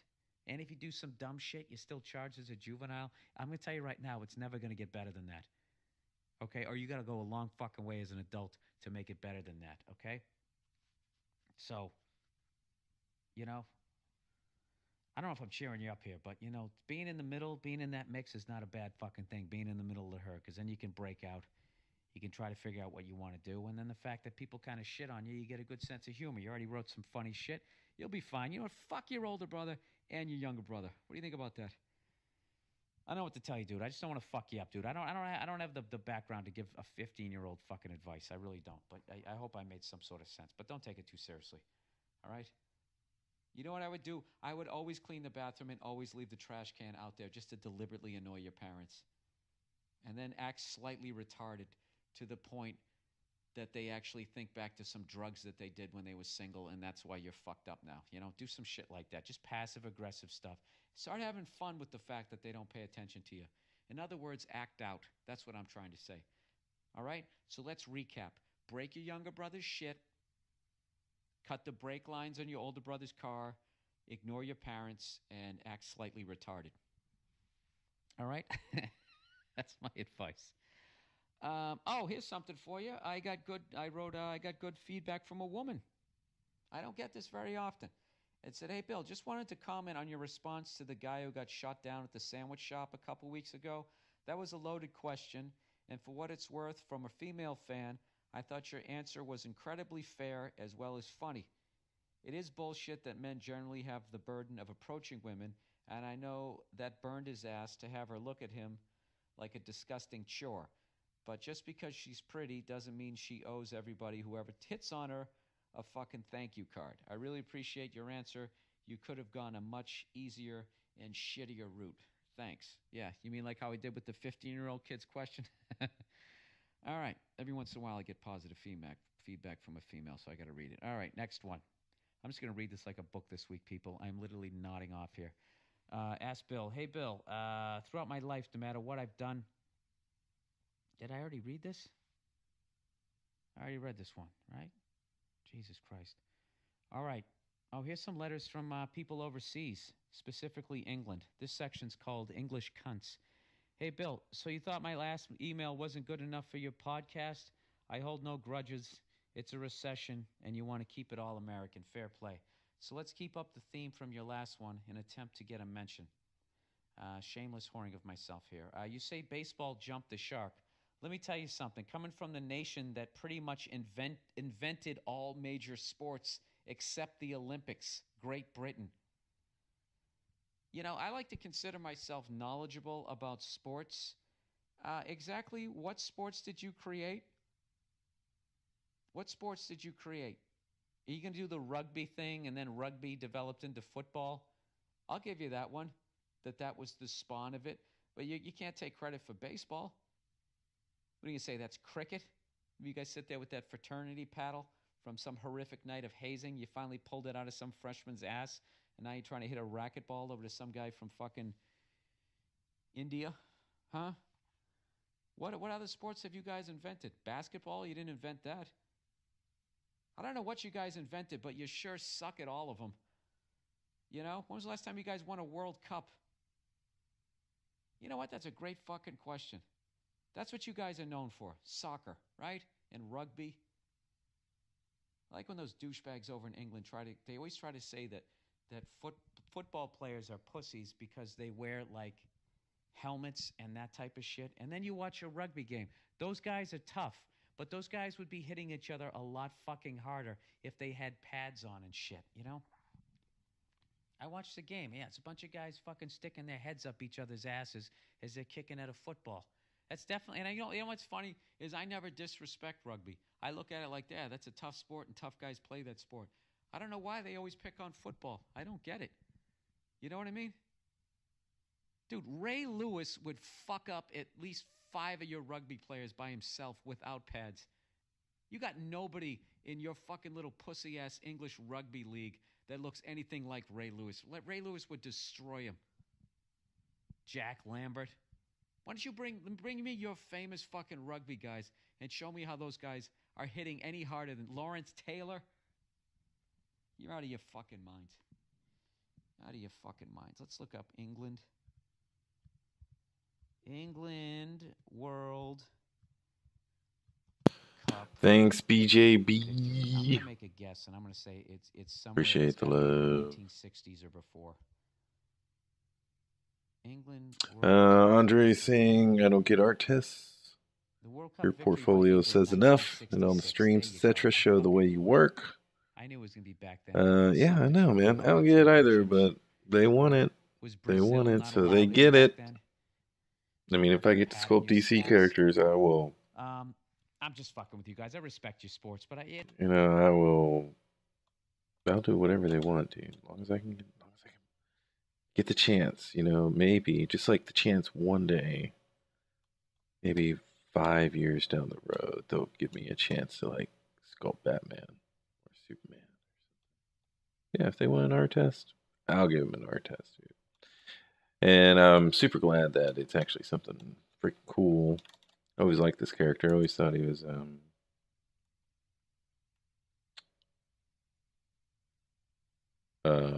always thought he's really, really cool looking and interesting design. So it's cool. And Abraham, is that Bill Burr? Yes, it is. Yes, it is. He has his own podcast. Like to listen to him, That way I don't have to talk. Everybody catches up on their podcast stuff. Oh, no. BJV Productions, that is Bill Burr. I'll put him back on. what do you... Pretty much invented all major sports except the Olympics. Go fuck yourself. You guys didn't invent shit. You had a half-ass idea that we made tremendous. Is there any... You know what I mean? Like the greatest fucking soccer player of all time, is he from England? It's Pele.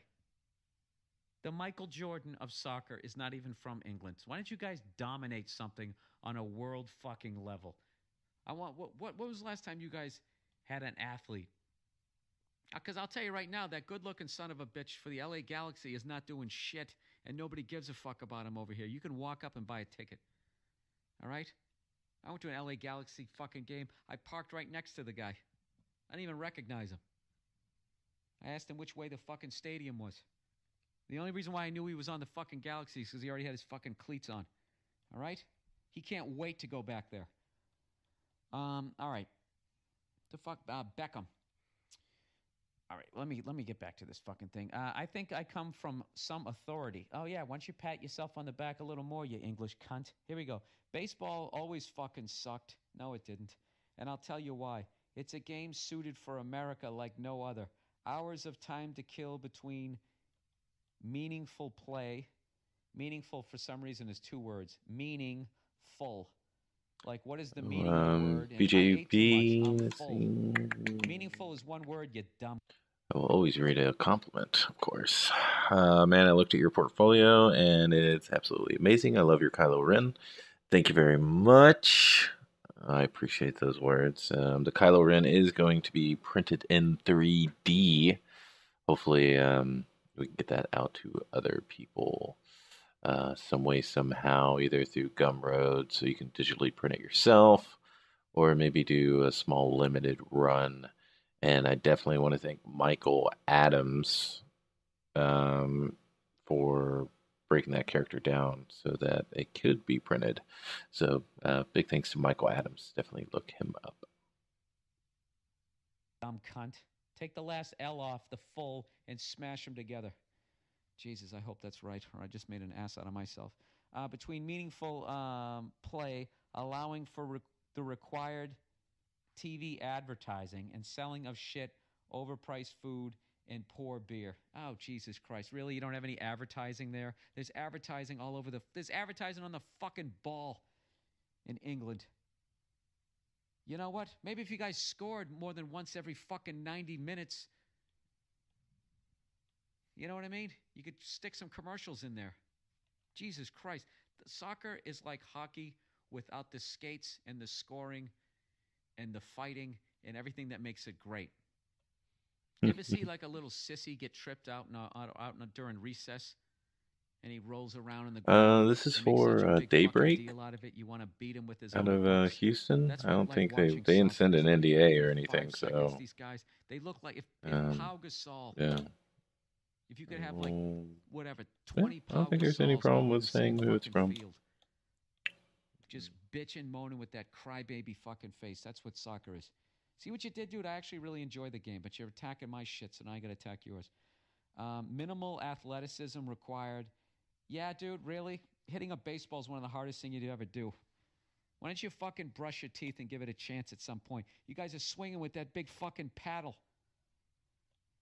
Oh, God. All right, let me go. You know, I would never make fun of the bicycle kick and act like that's a simple thing to do. Anyways, and before you come up with this stock, we'd like to see you face a 100-mile-an-hour curve. I just did that. That's hilarious. From insert drugged up goon here and then talk that shit. It's a game, not a sport. Like bowling is a game.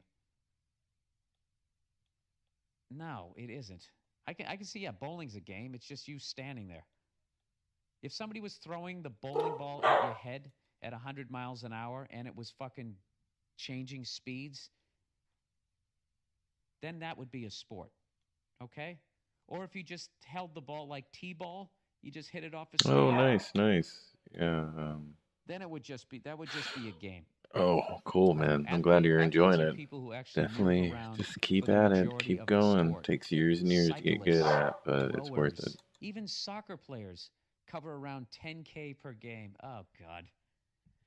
Really? Is that why they're all built like women?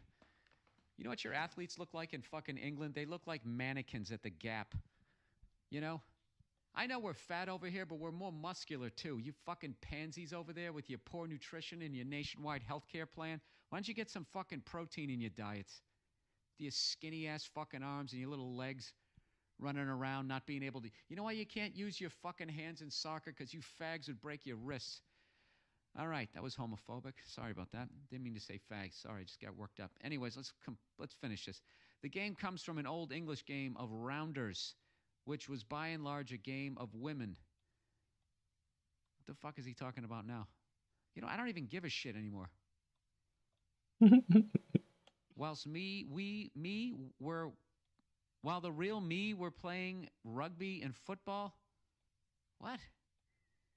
Oh, Jesus Christ. Are you trying to say baseball was made up by a woman? Is that what you're trying to say? You know what I love? Everybody acts like they fucking hate America and they can't stop paying attention to us. I don't listen to any English douchebags podcast. You know? I don't know a fucking thing. All I know, Tony Blair. Tony Blair bitched up and fucking sent you guys, you know, got you guys into fucking Iraq too because he didn't have any balls. You know why? Because he plays soccer. Wow, that was really fucking mean. All right, underrated. Check out the Scottish comedian, Frankie Boyle. Very dark, but funny. Scottish guys are fucking hilarious. I look forward to your non-reply. And if I do get past your filtering process, fucking up reading this out loud. Well, I did all of that. I don't have any filtering process. I read all of these goddamn things. I have nothing better to do. Where are we in this podcast? 44 fucking minutes. All right, let's get to some overrated, underrated. Where the fuck are we going? All right, overrated. Okay, overrated. Drummer Neil Peart. Now, before all the prog rock tech heads start quoting modern drummer, hear me out. We've had the technology since the 1960s to program a computer to play polyrhythmic beats. Try having GarageBand play Elvin Jones or Rashid Ali. I don't know who that is. Dude, you can't say that, man. Those are different kinds of drummers. Although I'm not really into Neil Peart. I'm not into him. I think I don't know. He's just too fucking on the beat. He sounds like a robot. He's fucking amazing, but I don't know. I think people either like John Bonham or you like Neil Peart. You know what I mean? Nobody gives a fuck. They're not drummers. All right. I think that's it. I think that's going to be it for the podcast. As I'm fucking trying to get a gig in England, I just fucking trashed everybody over there. I'm just, you know, everybody just fucking trashing America non-fucking stop now. And then you go to their countries and, you know, you see fat fucks, you see losers. I don't know what they're bragging about. I really don't. They talk about how amazing their beer is. I got to admit, I went to Sweden. They did have some good beers, man. A couple beers from, I actually had one from Czechoslovakia. That doesn't even exist anymore. The Czech Republic, whatever the fuck it is. I don't know. That's another thing that bugs me about Europeans. They think they're so fucking worldly because they know all about Europe and shit. And it's like, Europe is like basically the size of half of America. So if you know something about the state next to you, that's the same as like somebody from England knowing about France. I mean, you can fucking drive there at this point. It's really not impressive.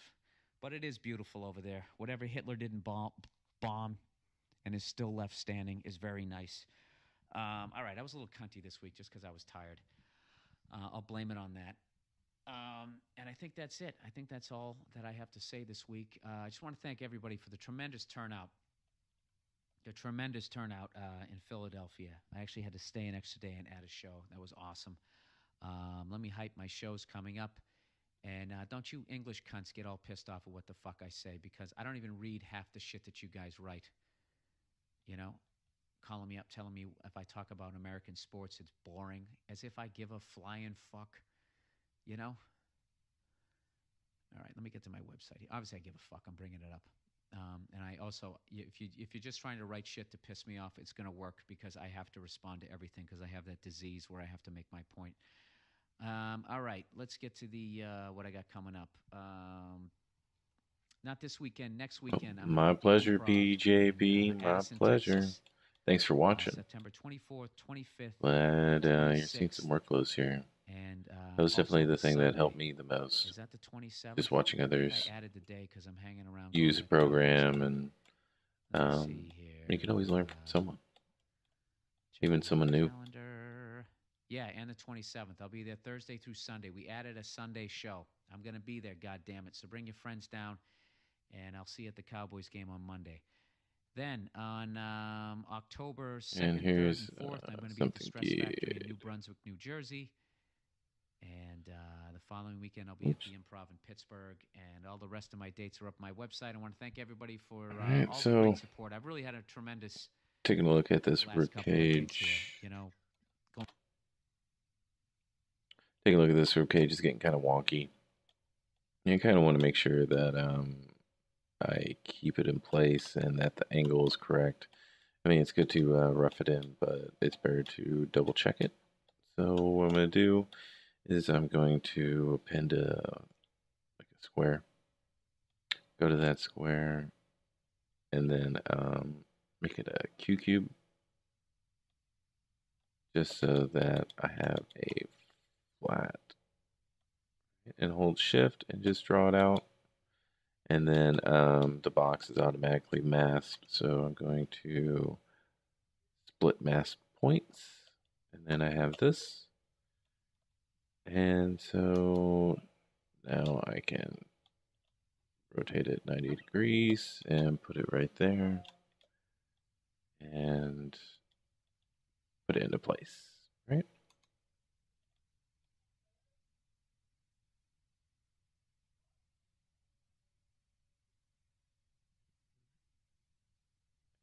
And put that rib cage in there.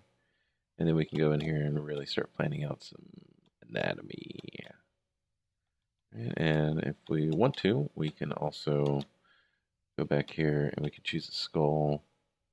And okay, go there. The skull. Solo, split mass parts. Right? And then put this in place. Right? And now we can really double check and see what's working, what's not working. You can see missing some of the forehead here. Plenty of things wrong, right? This is a good way to double check and see what's going on, where you can improve. You know, you aren't expected to be a master and just like know everything and whatchamacallit, right off the bat and not be able to check your work. I know plenty of people that start off with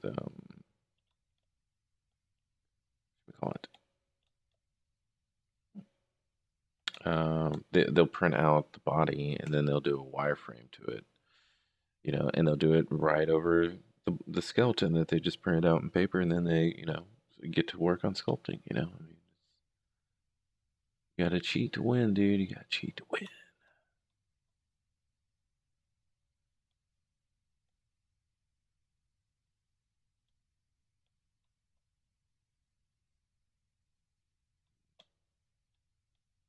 Let's see if I can try to maintain this head and try to just get it in one stroke.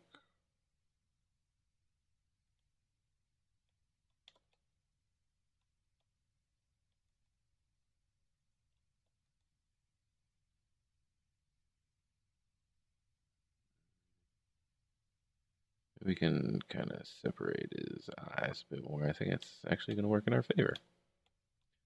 Cool. And who says there aren't any happy accidents in CG?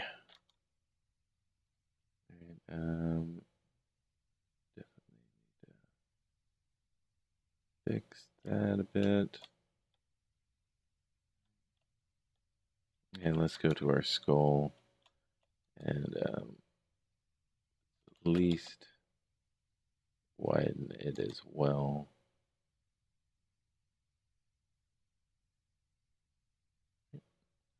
And then we can go back to the head and we can just ensure that that's all in place.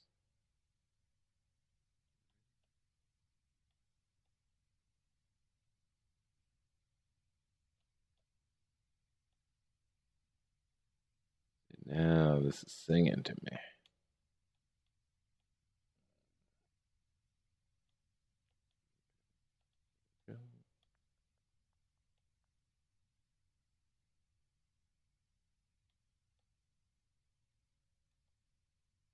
And whenever we're pushing and pulling things, we kind of brought some things out of whack. That's okay. We can just put it back into place.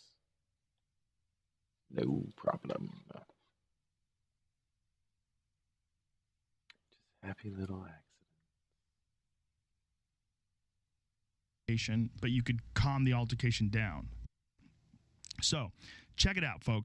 There's into 8 tiers, and all you have to do, a knife made out of a nail to scratch open the box so he can get at these cigars. I feel like Ben Franklin used this knife to open up wine once. Well, no, that's from the Pygmies. Oh, really? Yeah, they made it for me. Look at their little handle. my good friend Justin Wren, who's been on the podcast a few times, Right. he's this amazing guy that he makes wells for the pygmies. He was a former UFC fighter. Now he fights for Bellator. He's in their heavyweight division. This big teddy bear of a guy, like the fucking nicest guy you ever want to meet. Oh, yeah. And he goes to the Congo and builds wells, and we've helped him out. We got some people to donate Bitcoin, which, by the way, is worth more money now. So what I'm going to do is take whatever it's worth now and just give it to the Congo people. We gotta wait this week. I gotta wait. JP Morgan guy screwed it up. He fucked up the I Bitcoin. don't understand the You Bitcoin. could just make it go up and down fast. How's that look? They Ooh, look look at good, that. huh? These cigars. Beautiful. They look luscious. How many people... This is what you offer somebody right before you screw them. Joe, have a cigar. But isn't this strange? Stop and think about this. Yeah. When you are buying a cigar, like, let's think about the kind of people that you think of smoking cigars. I think of like a Jay-Z type character on a yacht, right? Alrighty, Looking out BJB, over the thanks for coming in. Beautiful ocean. Take going, it easy. I did it. I fucking did it. I mean, there's no denying I'm here. Yeah. You know, Yeah. Jay-Z's got a fat gold rope around his neck, right? Yeah. And he's puffed on a Yeah. cigar. He's got Drinking some champagne. Yeah, or maybe a nice martini or something, Ooh, like yeah. a gentleman. Yeah. And sitting there just going, what the fuck? It Yeah. doesn't get any better. This is it. I did it. Yeah, there it I'll is. definitely be putting some hours in Beyonce. tonight. Yeah. I mean, So give Come that on. man a hopefully I'll cigar. see you. He Absolutely. fucking wins. Yeah. He wins so hard. And that's the beauty of the cigar is you could be in your little crappy yard smoking Yeah. a cigar. You feel like that. But here's my thought. When we associate the cigar with that guy, think about who makes a cigar. You're talking about people who live in tiny villages that get paid almost nothing, that are rolling these things together. God bless him. How much are they getting paid? I mean, I know there's some places in Miami where you can actually go and you can actually watch them make Yeah. cigars. They'll roll up cigars. It's pretty badass. Impressive. But like, who is profiting from this? Like, Yeah, whoever owns the big giant tobacco company. right? But they need those people that roll those things. Yeah, you do. But the little guy who's rolling the things, he's just making a little living, doing his little thing. He can't build the whole tobacco company. This is corporate Tom talking. Yeah, What it's essentially like. he's a little worker. You Being need the the person- worker bee and you need the queen bee. Right, but isn't that person a lot like what we were talking about with stand-up? Mm-hmm. Like the comedian is the one who actually makes the product, right? Yes. But if the comedy clubs were getting all the money, Right. and you were in poverty, and the comedy club was balling out of control, Yeah. wouldn't you feel like this is bullshit? Yes and no. Because in New York, as you remember, there was a big riot. Everyone was like, these clubs are paying us $20 a spot. They've been Right. paying us that forever. Screw them. They make money. Blah, blah, blah, blah, blah. And I had a hard time with it because I felt like what they're giving us in a place to go and do stand-up every night and have an audience there, Right. the value I was getting for my act was so much more valuable than the $20 I was getting paid. I didn't Right. care about the $20. Right. I wanted them to give me a place where I could go work on my act and then take that to some other city or some other bigger gig, and that's where I would make my money. Right. So you know what I mean? It wasn't purely like screw the man. The man's giving me a comedy club and has run this place for 30 years, so I can roll in on a Wednesday and Yeah. have 200 people there. Well, there's certainly, I think, a different feel that you have for places that are like say if you are an Ice House comedian, you Okay. essentially have like a partnership with the Ice House. Like, I feel like I have a bit of a partnership with the Ice House. Yes. Well, Yeah. you do. You I love sell that it place. out. Yeah, and I love that place, and I love Bob, the guy who owns it. Great. And I don't mean a partnership like I have an ownership in it, but I feel like I have a bit of an obligation, I think we all do, to perform at the great clubs. Just to keep them floating and Yeah. to keep everybody happy and because you can and because it's good for you and it's good for me and it's good for everybody. Yeah. Instead of a partnership, maybe that's not the best word, but there's some sort of a inexorable relationship. You cannot separate them. For sure. Like there's some cities, like Hilarities in Cleveland, right? I love that club. Amazing. I love the owner. Amazing place. Nick's the greatest guy. Great food too. They're also they're like family. It Good literally is people. great people. I have no interest of going to Cleveland and playing a theater because if everybody comes up and jumps on Nick, Right. then I'd rather draw, spend a couple days. I'll make the same money pretty much. That is a relationship. Like Yeah. we've had a relationship throughout the years. For me to jump and seems weird, It does. right? But there's some Yeah. other places that you don't feel like that. I mean, you know, also your thing with the Ice House, it's like you say you're playing the Ice House now, and by tonight it's sold out. I mean, before tonight. And he's got a really good business going there. You know, Well, it's also, I've been able to get guys like you in there on stage, and Burr comes in a lot now. yeah. It's like you get people to realize, like, this is an amazing place to practice. Yeah. And the people are so cool. It's like The best. there's a difference in like the feel of the audience. Like LA, it's like, wow, we're at the Comedy Store. Can't Right. even believe it. We're in Ice House. It's like, wow, we're out to see a show. It's like there really is. Like Yeah. there's a different feel to it. Totally all. different. Yeah, you feel like you're almost a little on Almost the road. the road. Yeah. You know what's like that too? Oxnard. Oxnard? You ever done that place? No. Levity Oh, in the new Oxnard? Levity? No. Fucking amazing club. An hour outside of LA and you're on the road. Comedy Magic, same kind of thing. Same thing. You Yeah. know, any place where when you wake up in the morning, you're like, oh, I got to drive there. Then you know you're a little on the road. But you know those gigs, man, they're so fucking important because you have to have Yeah. those shitty gigs to appreciate the nice ones. Oh, absolutely. Oh, every gig is good. Yeah. Even the worst ones. But back to your cigar thing, you know, there are these little workers that are probably making $2 a day That's the point. rolling the stuff. I mean, I'm just guessing. I don't really know. Maybe we're But- dead off, and maybe these people are like highly compensated, skilled labor. Well, it's probably layers of it. There's probably a Let's guy find who's really good at it, you know, who runs everybody, who's been there That's for 30 Pablo. years. Yes, he Watch is, him Pablo. roll, and this motherfucker could just whoosh. Right, Like, you know, just- dudes who could just roll joints. Yeah. You ever meet those Oh, guys? so impressive. Like a cigarette. They slide it out their mouth. I have no skill. I am a fucking ape-fingered retard when it comes to rolling joints. I used just to be good can't. at it. But I watch some people like Tony Hinchcliffe can roll a fucking fat joint. Really? Yeah. Jamie they Vernon smell good. rolls a goddamn good joint. I used to be good at it. You know what the problem with me, man? I got one of those roller things. Those little A little roll machine? Roll with the fingers. The best ones are with the fingers. There's one I have that you could go like that. You just you put the rolling paper in, you put the weed in, and then you lick the paper, and then you just go like that. Boom, boom, and it does it all Really? all by itself. Yeah, it rolls it up. It's so advanced. Yeah. It's so but advanced. it's so good. I'm like, I'm not rolling this by hand. What am I, an asshole? When What you're am I, smoking by start yourself? a fire with sticks and shit. Yeah. When you're by yourself, do you roll? Or do you just take like a I one buy hit? them already rolled Oh, you buy them already Yeah. rolled. from Nice. LA Speedweed for all your delivery services. Oh, that's very nice. When you buy them already rolled, like you don't have to think about it. I don't want to think about shit. yeah. But some people have the ritual. But the ritual of that, I used to Chopping it love up. the. Do you do it on an album? I used to when they had albums. What has replaced the album for rolling weed on? And then it went to CD cover. You would do it on a CD cover. And now, Some people use those actual weed theme trays. That seems kind of corny to me. yeah, I feel like you should steal some shit from a cafeteria, right? yeah, have like a Pirates of the Caribbean like ornate little tray. You know what you should have, man? You should get one of them aluminum ones from prison because you're in a prison of your own mind, man. That would be actually kind of badass. A real like standard issue aluminum Yeah. prison tray for weed. Yeah, comes with fake mashed potatoes. You're in the prison of your own mind, man.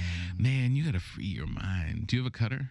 I do not. Oh yeah, no, I do. I could chew it off. No, don't. When I think about the cigar, though, I don't think of Jay-Z so much as like It's a Wonderful Life, like the banker in It's a Wonderful Life. We had a box with the cutter in it and some other bullshit. Did I bring that in? I could bite it off. Is that over there? Don't. If you bite it off, though, I feel like it's one of those things. When I started out of school, I worked in advertising for a little while, and I used to go to this nursing home.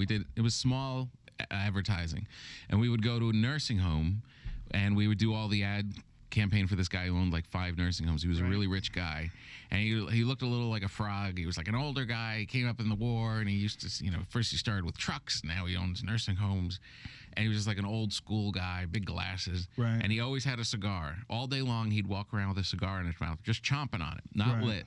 He would just chomp it, and it would be like kind of scuzzy at the end. But then eventually, no cutter, at the end, he'd been chewing it so long, he'd just spit it out and then light it up. Yeah. What a weirdo.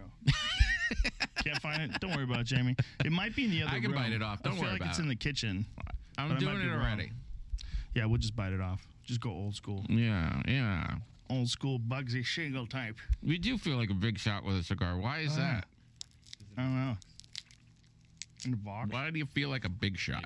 I don't know. I feel gross spitting it out, too. I know. Here's a tissue. There's a gang of weed in there, son.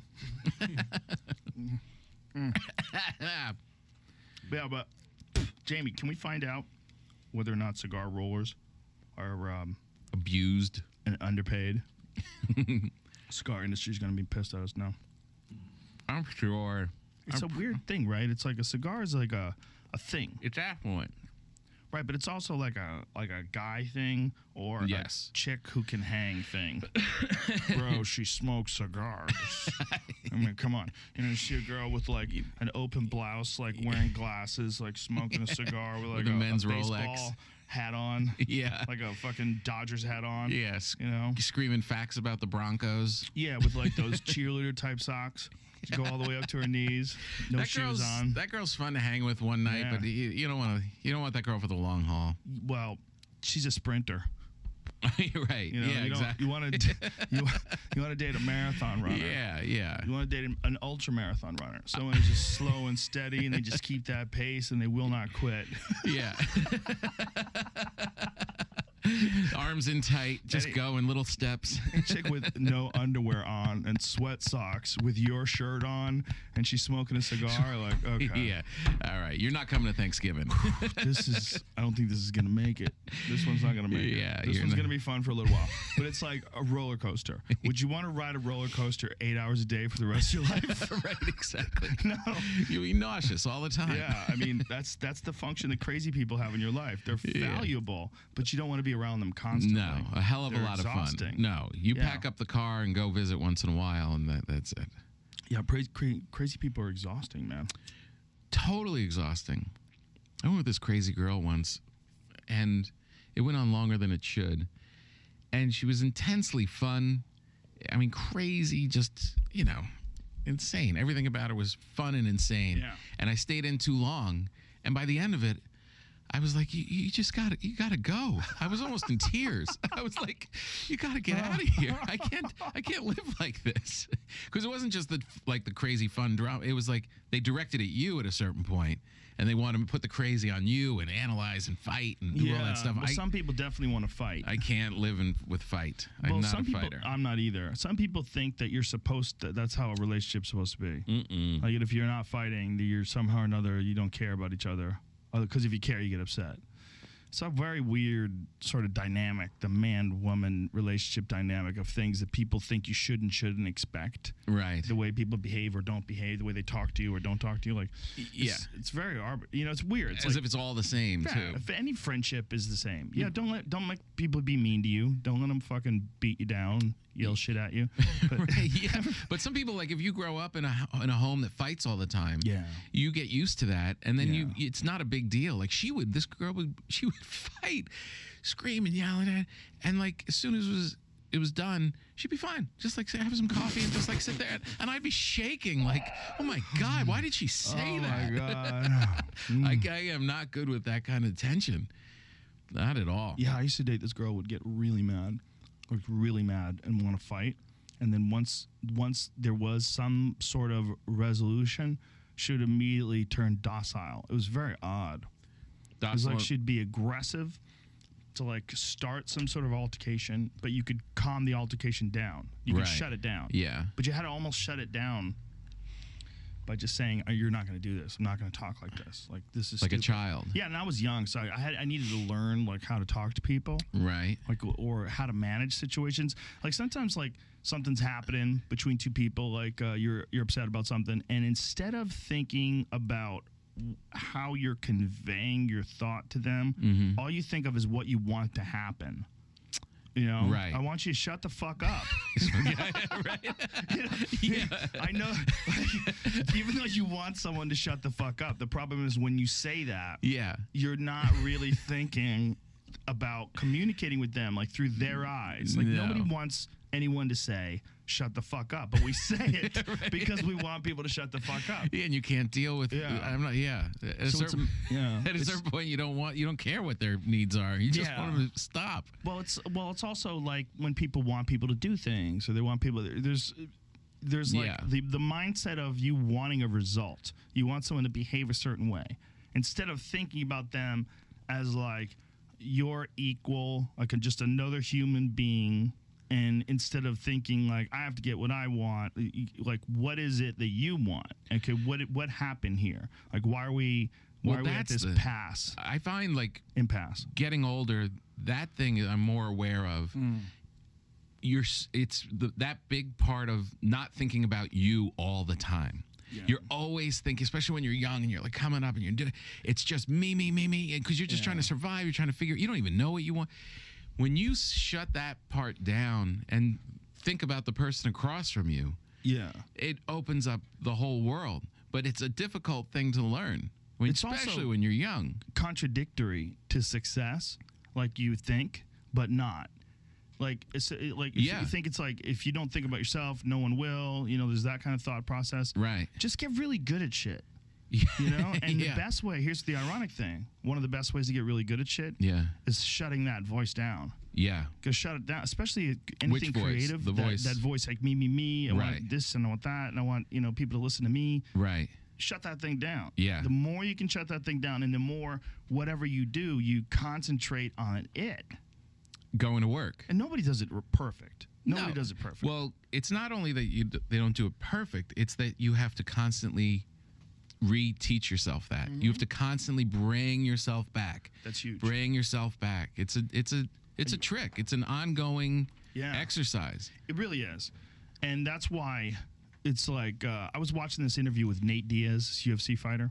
He's hilarious. And Nate was talking about watching himself on The Ultimate Fighter from 10 years ago. And he's like, please shut that shit off. He goes, anybody watch a video of yourself from 10 years ago? And you'd be like, shut that shit up. And I was thinking, he's so right. That's such an obvious thing. Like, nobody likes to see themselves from a long time ago because we're all a work in progress. Everybody is. But when you were in that moment, when that video was taken of you, you thought you had it going on. You thought you were doing it, right? Yeah, for sure. I mean, right now, we think we're in the moment like we're doing fine. But if you were to look back at this, there'd be something wrong. I'm upset that the cigar has 2 bands. I feel like I took the first band off immediately. Like the cigar can go fuck itself because of that. It's too fancy. This is outrageous. I am really you don't enjoying need 2 it, though. bands. How about you take the money from one of these bands and pay those dudes who roll this motherfucker? You're such a socialist. I'm turning commie as I get old. Something's happening. Are you? I'm shifting. Are you shifting? Yeah. You know what I shift towards lately more than anything is like kindness to our fellow humans. That is the exact word I have been using all month. Act out of kindness. Yeah. Politicians, people, grocers, my family, just be kind. Just be kind. Yeah, and I think the more we recognize that, the more we see evidence of that, even in an idea, even in like groups or chunks of people that share our mindset on other things, and we don't want to call it. We don't want to call them out on it. Right. Like, say if you're a Republican and there's like some Republican candidate or something that's running for president, but they're really shady in one way, or they're corrupt or what, and you don't want to talk about it because it's a part of your party. Yeah. Right. That's insane. You can't. Yeah. Tribalism inside our own civilization is fucking bananas. I feel like that's like the most disturbing thing of all the discourse now is that people are so entrenched in these teams. Yeah. You're a sucker if you're that in on any of these teams. No team is you've got to flow. Do you think that's because people are scared and so they feel more comfort in being a part of like some rigid team? Say if you're that's what I see in like a lot of these white supremacists. I see fear. These guys are walking and they're holding these flags and these torches and they're yelling things. I see fear. Yeah. I really do. I think that's a big part of what it is. Yeah, they're coming for me. They're coming for us. They're pushing us out. We're supposed to all be the same thing. We look different. Jesus Christ, that's it? I mean, and all the other differences that we have, like left and right and ideologies. And it's how can you be all in on any political organization? Like, how? I'm It's all in on blind weed. faith. It's just like, what's that? I'm all in on weed. Well, all right. Team weed you can go for. I'll go team Yeah, how cigar. can you? How can you? I be? really don't understand it. Like, you really have. And what's really upsetting about it is it goes completely against what we're talking about of listening to the other person. Like, really listening to them. Yeah. There's a guy on my block, older guy. He's retired. He's got his little dog. He walks his little dog every day. And he always, hey, we've only been there a couple of years. Good morning, Tom. Good morning, Bob. And he just walks with his dog. And he's just like this nice, he's the guy he's in my movie of my life. He's the extra that walks the guy. Right. My wife saw that he had a Trump poster in his garage. And my wife was all in on Hillary. She was like, I can talk to him. I was like, yes, you can. That doesn't mean any. So what? So that's what he went for and did it. So what? He's Bob, the guy with the dog. Yeah. He's a loving person who really is excited to see us and our children and our dog in the morning. Stop using that thing, this one isolated thing, as a marker for whether or not this person can enter your life in any way. The only way you should is if that person is trying to force that on you and make you believe what they believe. Right. And if you don't support Trump, then they hate you. And then it becomes, it's virtually interchangeable with religion. Yeah. Right? Like if your next door neighbor's a Jew and the guy on the other side of you is a Baptist and you're an atheist, there's no reason why you can't all be great friends. Great friends. Yeah, hang out. Just like, hey, what's up? You guys want to come over? We're going to do some hot dogs or whatever? Right, exactly. They're kosher. Yeah. You know, I mean, who gives a shit? Who gives a shit? Who gives a shit? And isn't it more effective if you are really politically minded and really want you really love Hillary and you love what she stood for and you want that? Isn't it more effective to invite this guy into your life and let him see that he has a lot more in common with this liberal family at the end of the block than putting up walls and keeping them out? I think that people were given a real disservice by being forced to choose only on one side or the other. One of them is Donald Trump and the other one is Hillary Clinton. This like hustle system that they put together of a two-party system is the reason why it's so difficult, because a party has to choose a candidate. You have to vote in the primaries, so you have to be registered. Not that many people are. When you think about the actual numbers of people that vote in the primaries, it's a fraction of the people that vote in the general election, right? And that's a fraction of the population. Yeah. And so if you're forced to choose between like this really lackluster candidate and people say, oh, she had all this experience, regardless of what you think about Hillary, whether you supported her or not, you'd have to look at it objectively and say, well, she's a deeply flawed candidate. I mean, she had a lot of issues. There's a lot of credibility issues. She didn't support gay marriage until 2013. That was one of my big red flags. Yeah. Because I'm like, why do you care? Right. Like, why do you care? Like, if you really care, if you really think, really believe that gay people shouldn't have the same rights in terms of like bonding in a relationship than a straight person, well, that's a crazy person's idea. Right. Like, what do you give a shit? Right. That doesn't make any sense. Yeah. What is And is why? it? There's no proof that marriage is putting this gigantic burden on us financially. Yeah. And in why fact- what do you care about how these people live? Why Exactly. why is it just leave them be? So Be kind. That be was kind. a big one to me. And then, like, when you hear the difference between what Comey said about the investigation and what the results were versus what she said, like, there's a video where it plays it back to back where she says that Yeah. everything was fine and everything was no big deal, and he's like, it's a fucking huge deal. And they like, she would say that, you know, there was no evidence of this, and he said there was evidence of this in multiple occasions. And it's like, you look at the two of them back to back, you go, what the fuck, man? Yeah. And people got mad at me for making a big deal out of that. Like, there's a lot of people that say, hey, man, you know, you're partially responsible, and people like you, for pointing out all this Hillary Clinton shit. Like, Right. no, we're talking about reality. We're not responsible for reality sucking. Well, it comes down. But the idea is the opposite is don't talk about it at all. Right, and pretend it doesn't exist. Pretend it doesn't exist. And that's the problem with all these people being pit against each other, that you can't see the other side and have a little bit of flow. I feel like it also has become this. It's almost like news is entertainment now. When we watch, 24-hour news programs and stuff, it's like rooting for the Bears or rooting for the Steelers. You know what I mean? Like, it's become this passionate, sport. Yeah. Entertaining sport. It's kind of it's kind of upsetting. I mean, it's very upsetting. Like guys like that Sean Hannity guy. Yeah. How is that guy any more different than like a local football broadcaster who's really excited about the Patriots? Loves Patriots his kicking team. ass this season. Oh my God, it's going to be great. They're not going to be stopped. Oh The man, Patriots. they say what they want about Brady. He didn't deflate those balls. It's completely, He's like a fucking raw Republican character. Right. Just like almost like a football guy. 100%. Literally, You know he's all in. He's whatever all the in. Fuck, whatever the fuck the Republican point is, he's all in. Yeah, and you're not going to convince him to like the New York Giants. He's a Patriots guy. That's just the way it goes.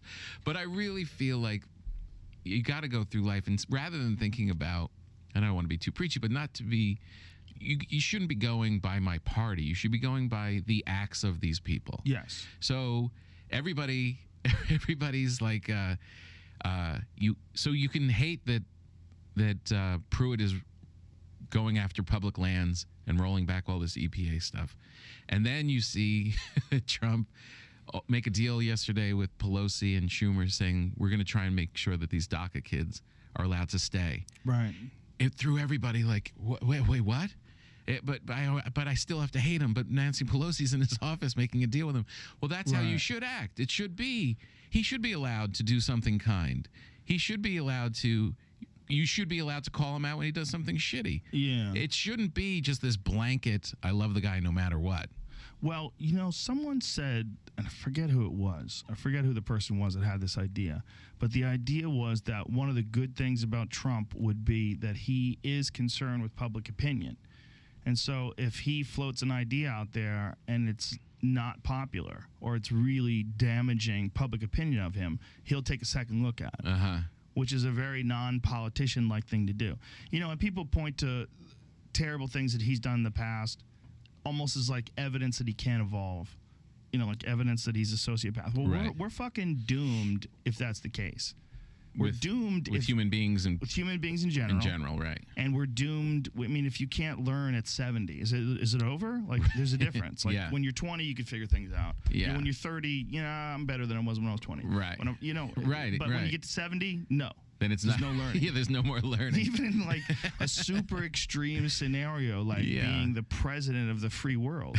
Right. Yeah, it's terrifying. I mean, he's the leader of the free world. Yeah, at 70. At 70. And with a bunch of people that hate him. And then talking about like shipping immigrant kids back. Like there's people that were born here when they were 2. No, or they were brought here rather when they were 2. Yeah, they were born in another country. They don't know the other country at all, and they'll send them back to it. It's crazy. It's scary. It's very scary. It's scary because it's not. There's no empathy to that. Like these people. No terror. It's one thing if someone is some sort of a dangerous criminal. Well, if that's the case, they should be in fucking jail. That's what jail's for. Right. Of course. So right. why would you just set them free in Mexico? That sounds crazy. And we have this girl in our life who was born here. She was part of that and has since gotten her citizenship, so she was safe.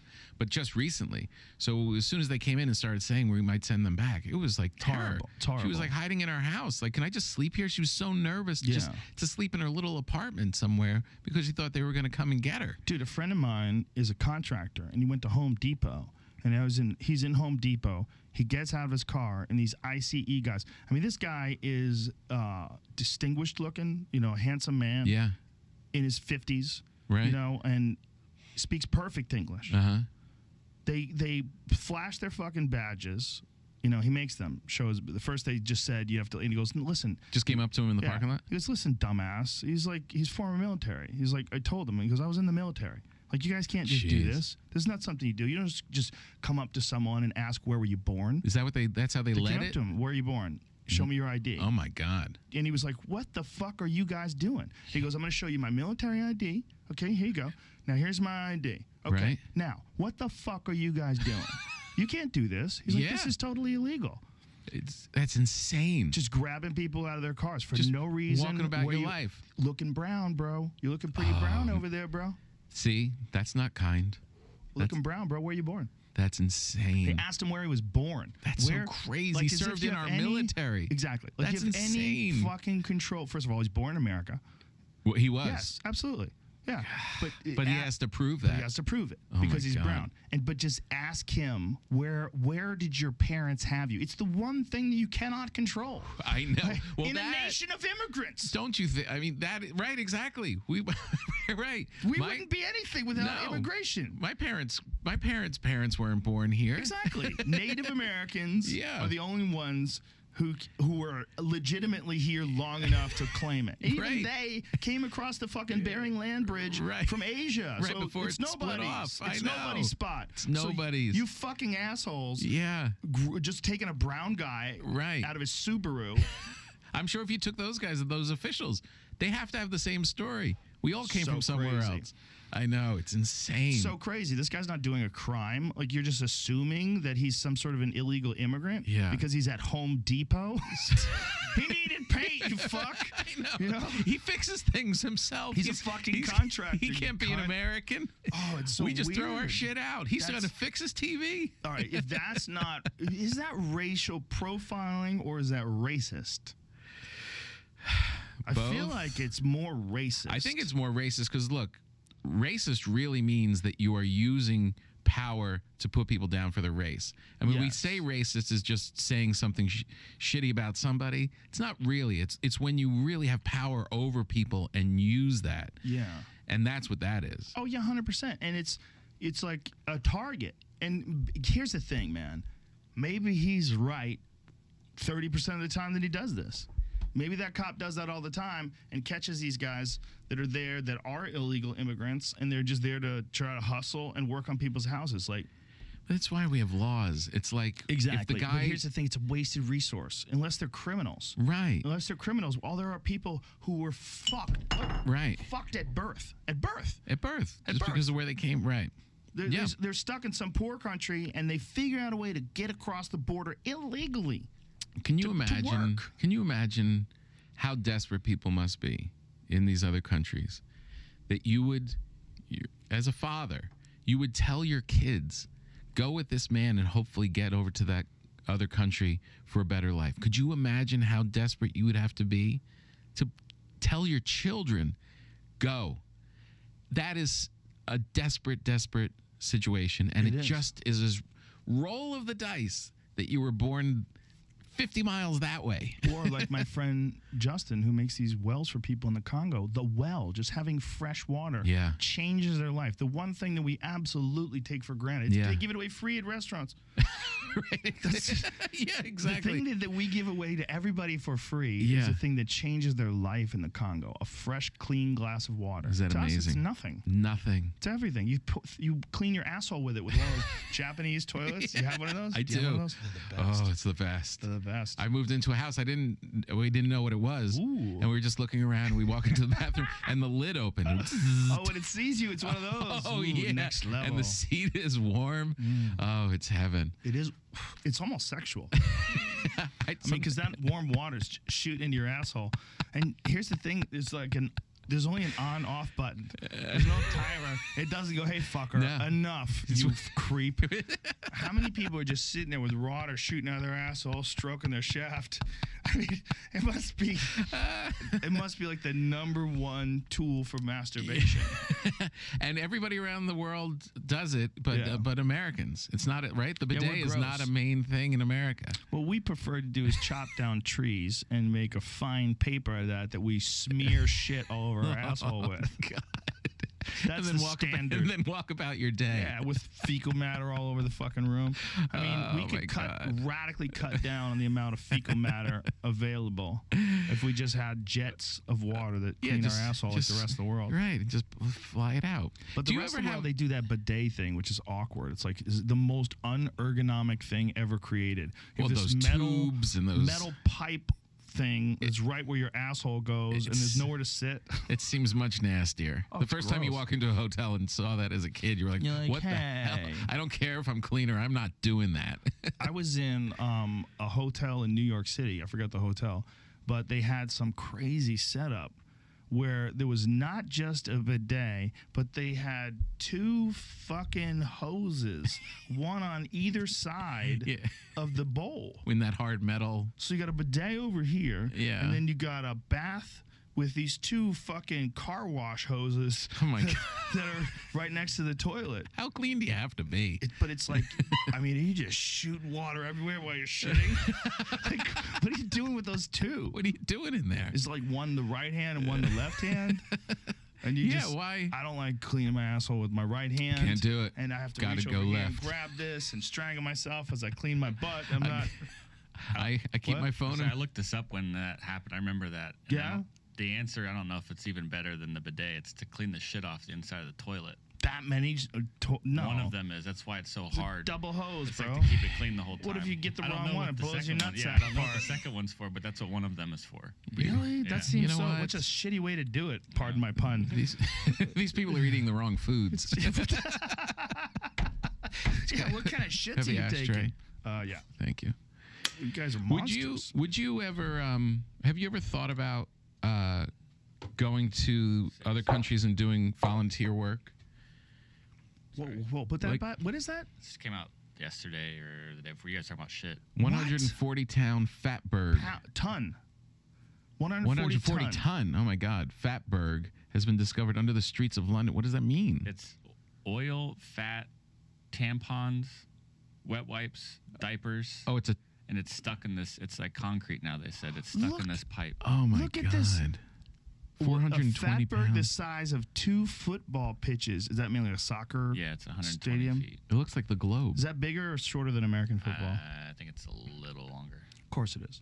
and wider. Was found in London sewers. Jesus Christ. And is it blocking something? Is Yeah, that I what the think deal it's is? blocking shit now. Oh they my gotta God. What do they figure out gotta how to do? get rid of it. I know it's blocking a big Oh section my of concrete or God. the pipes under there. Holy shit.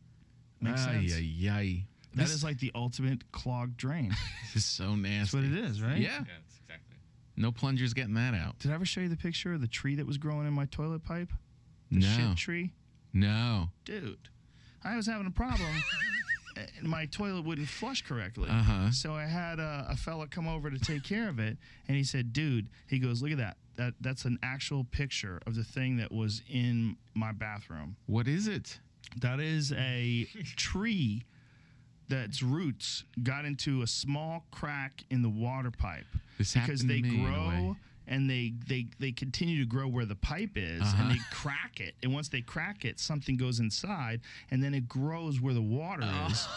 So all up the pipe. So the pipe was clogged with like a tree. It looked like an animal. Oh my God, it's disgusting. So for years you were just years. you thought it was going that right out of the pipe and it This was shows you what I'm eating is super healthy.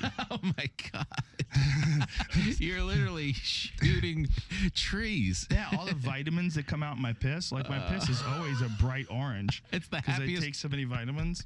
it's the happiest root I ever That saw. root went hog wild. It's like almost proof that what I'm doing. It's like Little Shop of Yeah. Horrors. Like feed me, Joe. I don't think I was. Yeah, Wow. I don't think I was eating wild game back then either. I wonder what it would look like now. It was happier in your toilet than it was out in nature. What if you change your diet and it turned different colors? Like what if it's like it's only growing that color because of that? If you shit in it, maybe with like like a high beet concentrate diet, That's so big it looks like it has a personality. probably does. Like, It's it probably really- telling the rest of the trees, get in here, bro. I'm so happy. Did you hear Found about the fountain Don? of nutrients. There's water and shit. You're Don- gonna love it.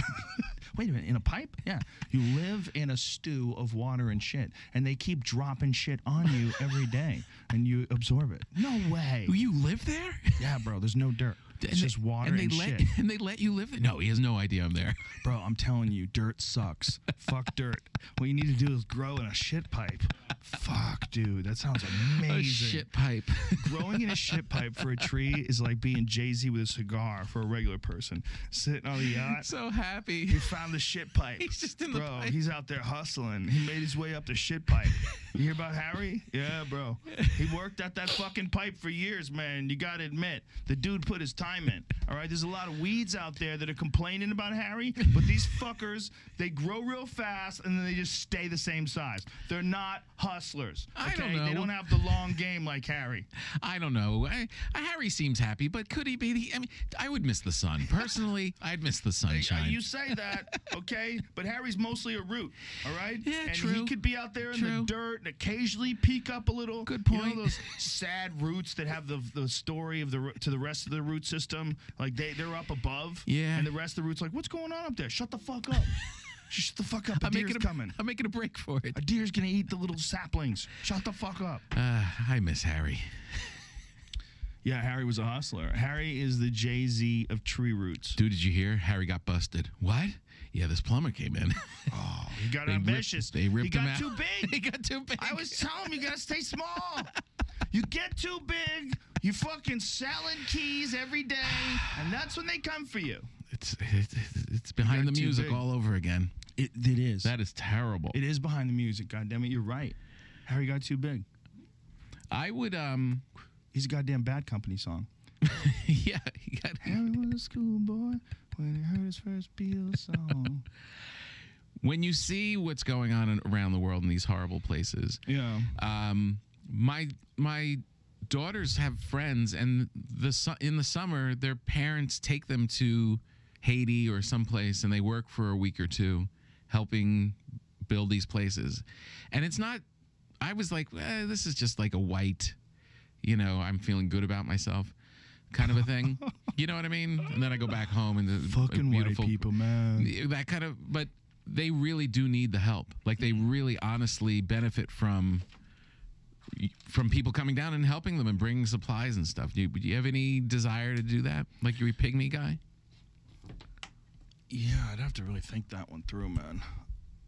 I think my best method of helping is just talking shit here about it. Yeah, you're good at it. Yeah, I mean, donating money.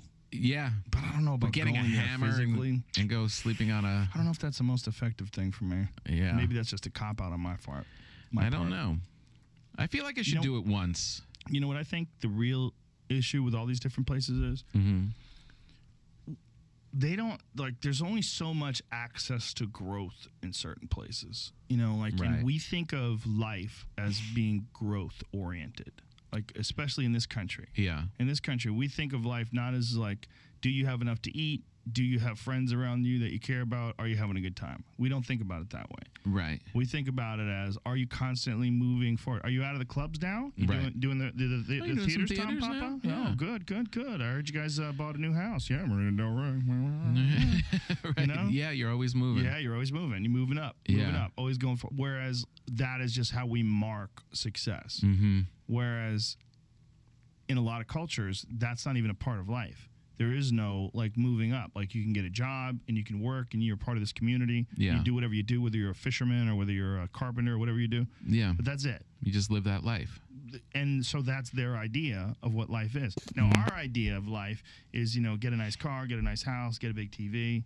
But what if there's something past that? Right? Mm-hmm. Like, what if some new thing comes along that makes this idea completely fucking ridiculous? No. You get enough credit so you can plug into the Matrix. Right. and then we start thinking like that. Like, with this idea that the only way your life could ever be good is if you get a nice new laptop. Right. Or get or you live in a nice community. Yeah. That seems a little weird because really it's just life.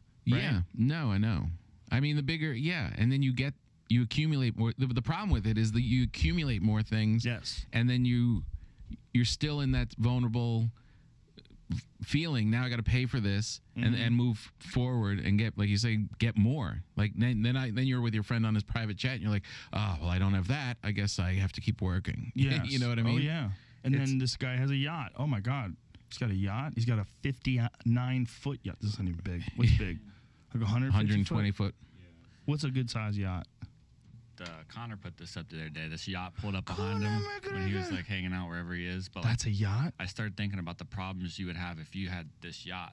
Like, you got to have a security team because I'll show you how big it is. Too. Oh my God, that Someone's looks like the steal Death it? Star. Like, it's got openings on the side for. Oh, for your jet Jesus. skis and boats. A whole boat can go inside the yacht on Jesus the side of the yacht. Like, the Christ. problems you would have if you had this yacht would Who's- be even crazier. I don't know. Oh my what it God! is. Look at Where that. is this? I don't It's like know, a space Ibiza, I yacht. think is where he is. Maybe something like that. Ibiza? Yeah. That's you know how amazing. they say it? They say Ibiza. Ibiza. What is that? That's silly. Tell them to put a TH on that bitch. No, there's That yacht's incredible, man. It's crazy. Yeah, but what's enough? I guess is the thing. Look at Like, that thing, man. $360 million yacht. He said. Jesus Christ. See, what? $360 million yacht. Wow. Fucking A, man. That's when you're balling. See, Even- what even are we doing Jay-Z wrong that we don't have Jay-Z's that? Sitting back with a cigar going, we got to sell more records. We got to bring back record sales. It's the only way. We looked at the books. These live concerts just can't do it. It's just not enough money to charge for tickets. I need $390 million to get a slightly larger yacht with a diamond encrusted anchor. Right. Yeah, exactly. And a crew that will lower it and wipe it off, wipe all Yeah. the water off when we pull it out of the water. A crew of hot white chicks with big asses. It's the only buddy who works there. Yeah. No, they don't hire any like third world help. It's Do you- all hot white chicks. Do you think it's a sickness that we have to keep racing, or do you feel like it's healthy? I feel like it keeps you making stuff and keeps you, creating and doing things. It can be either or, right? Right. I mean, it can be a good thing because people who aren't ambitious and don't get things done a lot of times. We all know like lazy guys, and they're sometimes their family can suffer because Yeah. they don't make ends meet, and it's not because of a lack of opportunity. Right. It's just because they fuck up and they're lazy and they Yeah. don't just gear with it and get together. But at a certain point in time, we definitely know people that are caught up in it to the point where that's all they're concerned with. Yeah. All they're concerned with is moving up and the numbers and the ladder and the. Yeah. That's not good either. No, right? it's not. So either one, it's like you have to You find have to this balance. comfortable balance as a human being. Yeah. And don't get swept away by your pursuit because Right. your pursuit is just something that you're engaging in. But Yeah. this is why I like to look at, this is a fucking very hippie way to look at things, but I honestly like to look at all my pursuits, like everything I do or I try to do, as something that hopefully makes me a better person. Mm-hmm. As contradictory as they are in some ways, like jujitsu, a lot of people would think would be contradictory to making you a better person. No, you're just out there strangling people. Like, you're choking the shit. It seems kind of mean, Joe Rogan. But that's not really what you're doing. What you're Right. doing is you're testing yourself in these extreme situations with other like-minded people, Mhm. and you develop First of all, you develop a keen understanding of your actual vulnerability. Right. Because I've been choked out by people that I outweigh by like 30 pounds, 40 pounds. Really? Strangling. Yeah, for sure, man. Yeah. It happens all the time. And I'm decent, right? Yeah. And I get my ass kicked by Yeah. people way smaller than me. Wow. It's humbling. And people bigger than me that are better than me, they just run right through me like I don't exist. And I've been doing it a long time. So imagine Yeah. like the average person that has this delusional perspective of who they are. Right. You have to and you also got to get used to getting tapped out, and getting used to getting tapped out, like it's humbling and it doesn't feel good, and then you have to be able to just accept it. It's Yeah. just a learning thing. Like, don't get your ego attached to this. The reason why you got tapped out is your arm is supposed to be here and you reached here and you got caught. So Right. don't do that anymore. Now you know. Yeah. You should thank that person for taking advantage of whatever possibilities you leave. Yep. Because when you leave these openings, now you need to know those openings are there because you didn't know it was there before. Next time, you won't do this with your arm. Right. You'll keep your arm right here like you're supposed to. Right. And you might still get tapped out, but it'll be harder.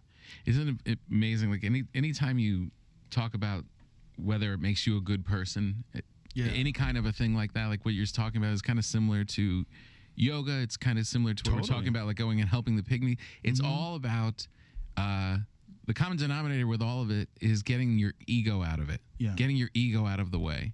And It's a looking big at it thing. objectively, looking at like really taking some objective time. Yeah. A lot of people just keep going. Right. And they don't ever stop and assess and look Yeah. at themselves. How could I have done that better? How could I have handled this better? Yeah, there's a real. It's like if you can get rid of the ego and the self, and all of and realize you're a part of something larger. Like even in jiu-jitsu, like the way you're describing it, it's that you're interacting with other human beings. It's not like you just isolated, walking around thinking I'm great. It's only when you get there with other people Yeah. that you're kind of learning and having that back and forth. And I think, I honestly think yoga is real similar in that way too. Yoga is like very humbling. Mm-hmm. And you do it together with a group of people and everyone's struggling. Oh, and there's these. It's brutal. And then you're on the mat next to two tiny girls who are just doing things that you can't do Ever. And you're just like, Yeah. it's humbling. Yeah, it's humbling. Yeah. It's super humbling. There's a lady that works out at my yoga class sometimes. She's like in her, maybe, she might be 60, but she's definitely in her late 50s. Yeah. And she's jacked, dude. She's jacked. Yeah. She does handstands and shit. Yeah. It's like, it's so inspirational. Amazing. And watching this lady take a yoga class, I mean, she does CrossFit, and she's just fucking completely shredded. I mean, six-pack, Jeez. shoulders, just obviously fantastic genetics, but also Right. never stopped working out. Right. Like her whole life. Always moving. Yeah. Always it's doing like, it. Jesus. Like, and to be like next to this lady who's also, of course, ultra flexible Yeah. in a class. Yeah. And watch her do all this shit. Like, holy shit. Yeah. Humbling. And your arms are shaking like a little baby But I giraffe. think even for her, it's humbling, though. That's my point, is that, like, it's fucking hard. Yeah. Like, when you do hard shit, and I don't think enough of us do, Yeah. hard shit puts things in perspective. Your mind wants to gravitate towards softness and the couch and the easy road and naps and, fuck that. Let's quit. Yeah. You know, your mind gravitates towards that easy. Oh, 100%. Yeah. It's just like, someone's gave me, someone said, you know why people wallow in shit? Because it's warm and comfortable there. Isn't that great? It is great. Isn't that great? It is great. It is. It's like, it's just like this. But, you know, there's that thing, like we're talking about, you know, living in these communities in other countries, and you're a fisherman, you do your little thing. Is that wallowing in shit and just staying small, or is there beauty and a great life living in something small like that? There's beauty in a great life in doing things that make you happy. Right. And there's a lot of people that believe that subsistence living, like those folks that like live off the land, like in villages, and they catch fish and they have like a whole setup. Yeah. And they're not without food. Right. They have food, but their life essentially is about procuring food. It's not about getting a job at a factory somewhere. Right. Right. And then a factory will come along. And then all of a sudden, the factory says, hey, we'll pay you $2 a day. Like, holy shit, I've never seen $2 in my life. Right. And you start working for this factory, and now you're eating terrible food. You're not hanging out in the village. You're working all day. Yeah. And you're making whatever fucking brand of sneakers that they sell in America, because they can make them down there and pay a guy $2 a day. Right. Or whatever the rate is. Yeah, Maybe yeah. I'm obviously exaggerating. Yeah. But I don't think I'm exaggerating by much. It's I don't probably like think so. $2 an hour, maybe. So, Yeah. whoa, you get $16 a day. Whoa, you fucking really taking care of your guys. Right. Yeah, but Yeah. You're a good man. Ship shit down there to have it taken care of, and that these people without us would be broke. Well, okay, maybe they would, or maybe they live in a rich eco environment, right? Maybe Yeah. they're rich. Maybe they live in like Nice, simple, maybe they simple, live in the jungle. healthy world. Yeah, maybe they live in. You ever seen that fucking Werner Herzog documentary, Happy People? No. It's called Happy People, something in the taiga, Life in the Taiga. It's about the Taiga River in Siberia, and these people that live up there, and they have almost no money. Everything, whatever money that they do have, like if they trap furs and stuff like that, they'll trade it in for like equipment and some money to get supplies. Right. And then they live off the land. Everything is living off the land. Right. And they're like the fucking happiest people in the world. Really? It's weird, man. It's a super weird documentary, and it really makes you confront like what is life about. Yeah. And then also these two questions, right? Like, are they happy because we evolved that way? And that those motions of going out and catching fish and hunting and growing your own vegetables and having a tight-knit, small community, is the benefit in that is that it hits all the old notes that we've had since we evolved, you know, from the time we were lower primates to living in these small clusters of monkey people to living in villages to working together and living off the land. And then that has been going on for so long. Yeah, your that DNA knows it. Yeah, that this most recent trend of moving towards some sort of a technological world is so uncomfortable for us, and this working in cubicles with fluorescent lighting is so new. Yeah. No, it's unhealthy. My sister runs this little nonprofit in New Jersey called City Green, and she takes these cities like Passaic and Patterson, these places that were booming and now they're kind of fallen off, and she creates these city gardens in all of these different places and brings young students in to sit and work with the earth and grow vegetables.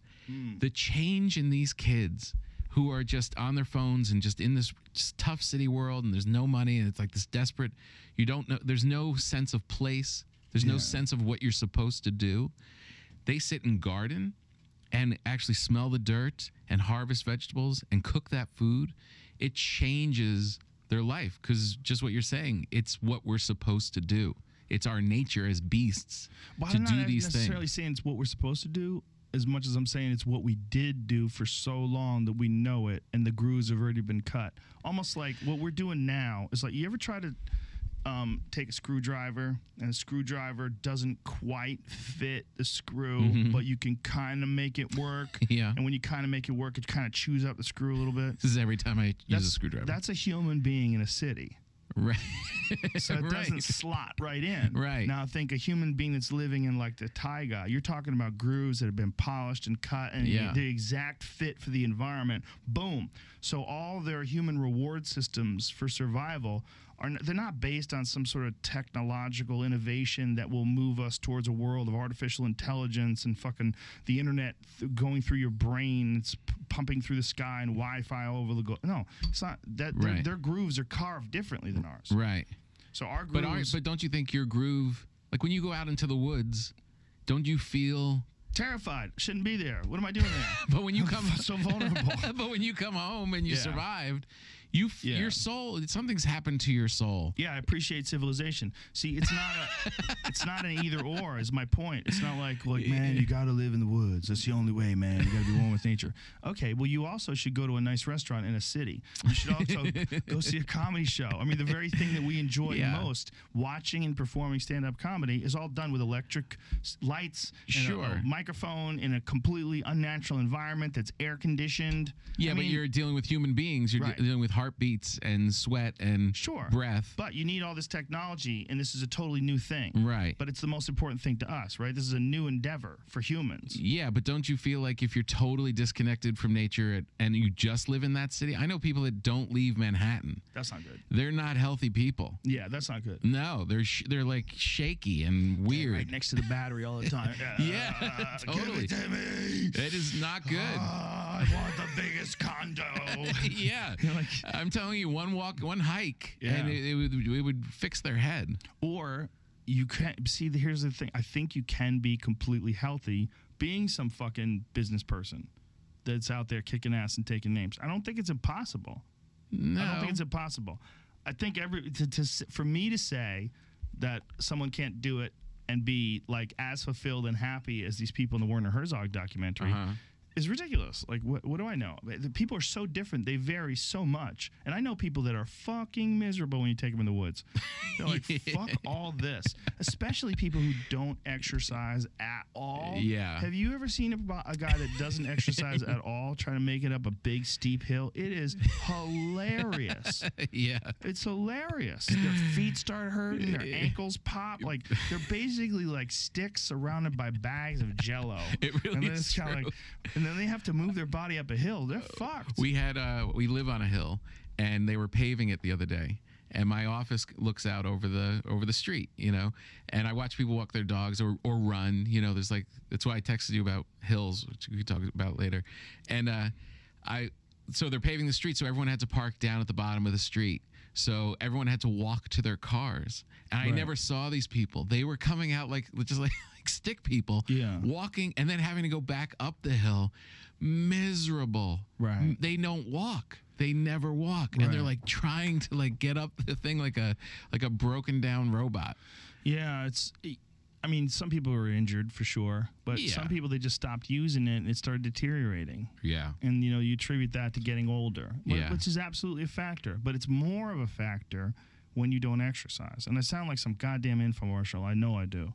But I'm being honest. Like everybody, I'm not talking about do the shit that, that you do. Yeah, or anybody that's like fucking CrossFitting like that lady in my yoga class who looks like a Greek statue. No, you don't have to go completely nuts, but you got to move. You got to do something for your body. You got to just go walk, man. Walk up hills if you can. If you live in a place that has hills, it's fucking giant for you. And don't, Bert Kreischer, don't think you're really running when you're running on a treadmill, motherfucker.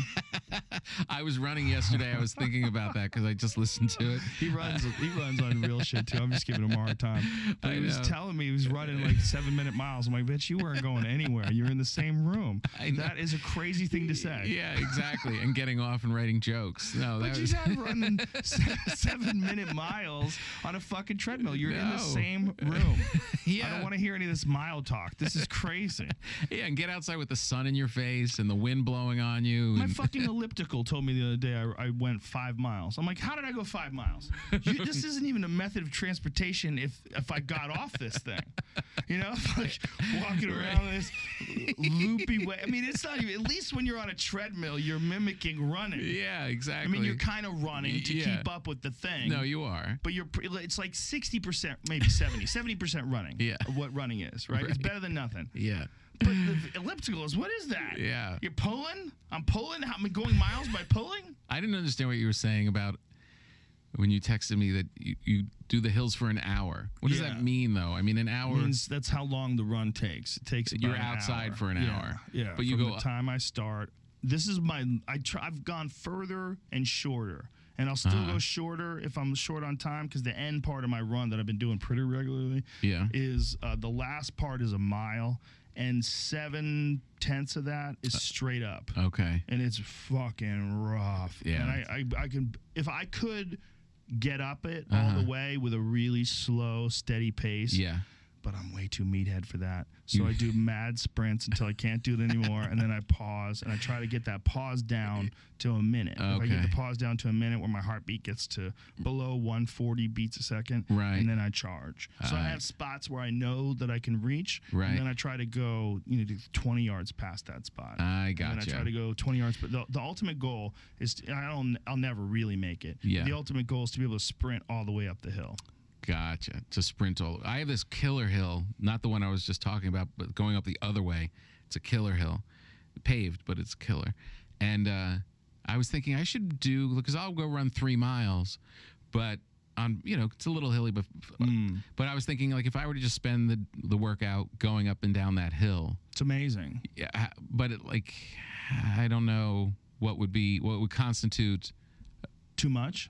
Comparable or more than the 3 miles that I'm running. It'll be way harder. It'll be harder, but would do it 3 times or? I would say do it once and see how you feel, and maybe don't even do it that hard. Yeah. I don't take that advice. I'm a fucking terrible listener to my own advice, because I always do too much and then get real sore, and then I realize, okay, I got to back this off and build up to it. That was a big thing with me with the running. I tried to go way hard on it real quick, and I also tried to go way hard on it with those 5-finger shoes. You got to be super careful with those things. Yeah, there's great benefit in those things, but they lost a class action lawsuit, and I should clear this up, because a lot of people that been texting me about this or messaging me or commenting on my Instagram posts about those things. I learned, first of all, I'm not paid by these people.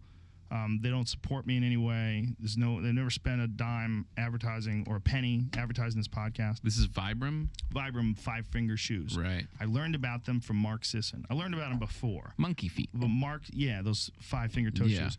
But Mark Sisson, who's this he's a very well-respected endurance athlete. He was a coach, and now he does.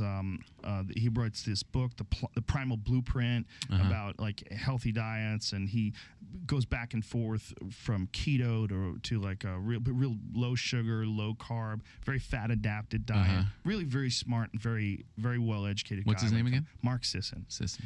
And he was talking about these things, but that's the only things he wears. Most times he's barefoot.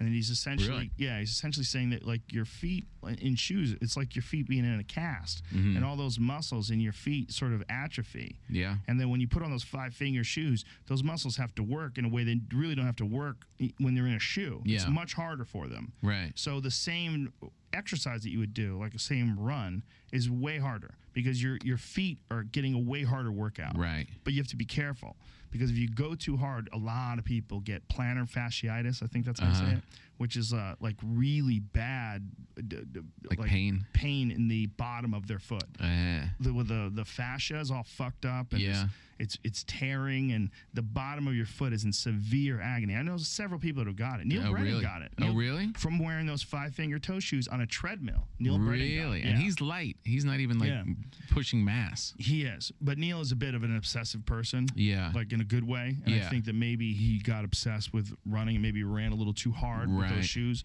You got to be super careful with those shoes. Build Yeah. up slow. But once you do build up, Mm-hmm. you could run in those things, and like my feet feel so different than they felt like 5 months ago. Really? Yeah, they're way different. They're way stronger. Way stronger. But do you need strong feet? Well, here's where it's good. What are you doing with these feet? Just walking around, it's easier. Yeah? Yeah, my ankles are stronger. My feet, because I'm running all this weird, fucked up terrain. Let me ask you like this. Do rocks you, and stuff. when you get up at night to go to the bathroom or you wake up in the morning, like I get up and, my ankles are like, I'm waking up kind of a thing. Do you still have that? No, I don't have any of that. You don't have any of No, that. Did you no. before you ran in these shoes? No, not really. I've never really had much ankle pain. If I Not have, it's not very like- temporary. Just like creaky, No. like beer can ankles. No, for whatever reason, I never had that.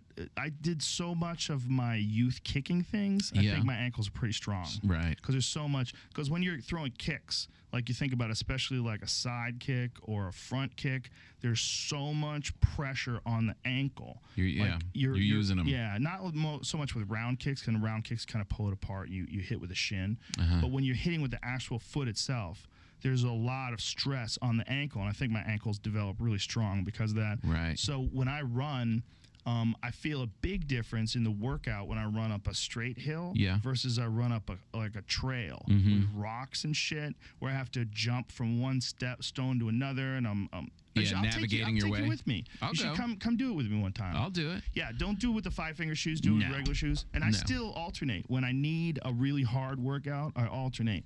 And then I put these on. This is what I like the best. These Solomon trail shoes. Oh, yeah. Yeah, you know why? Because this tread here is the shit. Oh, yeah. This tread's You're amazing. not going to slide out. Oh, not at all. It's Yeah. like a dirt bike tire or something. It just grips in the dirt. It's like the best traction. How far like a flat run do you go? I don't ever flat run. You don't ever flat. I mean, I run. You're always for going these up in these little mountains. strips. These little, because it's exciting. It's so much more fun And when I you're in a see where I'm trail. supposed to go. Back to nature, by the way. Yeah, You dude. get excited when you're out there. I see a person occasionally walking their dog, hanging out, Yeah. walking the trails and shit. No, that's great. But it's mostly just me running these hard ass hills. There's nothing more fun when you're like sprinting. When I was a kid, we'd like, walk to school through the woods. Yeah. And, oh man, it was just when you would take off and you're jumping from rock to rock. Especially when you know the trail and you know where you've got to jump and slide. Yeah, you're playing. You're having fun. That's exactly it. You're I playing. do that when I run too. You know when I do that when I run? For real? When I get high first. You get high before you run. Yep. That's then I'd start thinking I'm having a heart attack. Nope. You're not having a heart attack. Your heart's just working hard. Just bring it in. Really? Just go for that. Yeah, man. First of all, there's been proof that a lot of endurance athletes find great benefit in marijuana. What? Even smoking it, vaping it in particular. Some of What? them edibles, yeah. They feel like it dilates your lungs, Uh-huh. makes your lungs take in more oxygen. Really? And it also makes you more in tune with your body. A lot of weightlifters smoke weed before they lift weights. Really? A lot of weightlifters. More and more now than ever before. I get messages from people all the time that say, dude, I thought I was a loser. Like people would say I was a loser for smoking pot before I worked out, but I Yeah. have some of my best workouts ever. I'm not talking about Get So Blitz where you look at the curl like, how do I know how to move my arm like this? I feel weird. I mean, get just a little high. Where you, Right, you just a feel hit. your muscles, like yoga too. Like Terrence McKenna actually believed that yoga was a guide to how to use hash. He felt like hashish Uh-huh. and marijuana. You know, hashish is made from marijuana. Yeah. right? Yeah, hashish is awesome. Yeah. And people, but hash sounds like you're doing heroin, like to like the Yeah. uneducated, uninitiated. It's just No. super strong THC, right? Yeah. But the feeling that they would get from it is from yoga. Doing it that way is what inspired those moves. And he believes that yoga yeah. started with people that were smoking hash. He believes that that's where it originated from. Like when you're high and you start stretching, it feels really good. And these people are notorious users of cannabis and hashish. And they smoke, like he was saying the dirty secret among sadhus is that really what they're concentrated on is how many chillums can you smoke and still be there. And like they like take pride. What's and a like chillum? Chillum is like a hit of hash. Oh, that's called a chillum? Yeah. What is the exact definition of chillum, because the only people I've ever heard is hash people talk about it, and I don't see if you can find that. Chillum. See if you can find that, because I've only smoked hash a couple of times. I'm not like a prolific hash user, but in other countries, there's like serious it's weird because like people get busted and they get treated when they get busted with hash like they're smuggling meth or something. You know, it sounds like it sounds more intense. It sounds like a different thing. It's not a dangerous thing. This is the point. No, it's not a deadly at all. Thing. No, like but it gets classified in those ways. Like people think of hash as like something from. Wasn't that what they got arrested for in the Midnight Express? That's right. That's right. Yeah, so he had weed. Yeah, right. Exactly. He's in that Turkish prison for weed. Yeah, here's this dude smoking a chillum. Oh boy. Yeah. So that guy clearly gets high. Class. That guy gets high as fuck. These guys are so high, they're painting themselves up like superheroes and shit. He's all dreadlocked. His face looks like a ghost. So these are sadhus that are smoking chillums. Crazy beard. So you see the hash there in his pipe. So sadhus just get barbecued high, and they do yoga. Wow. And I noticed it once. It is, yeah. When I this is before I was like doing yoga regularly, but I had to do this show, and I was particularly nervous because someone I really didn't like was in the audience, and really didn't was in the audience, and some people that were there to see me were in the audience. So pressure night. Yeah, it was weird. Yeah. Right. So what I did was I smoked weed, and I got like really stretchy, and I started stretching out, and in my stretching. In like this like severe stretching, this is gonna sound super fucking hippie, but I felt a severe sense of forgiveness for this person that I don't like, and I still don't like him to this day. Yeah, I do avoid him at all costs. Yeah, he's not a healthy human.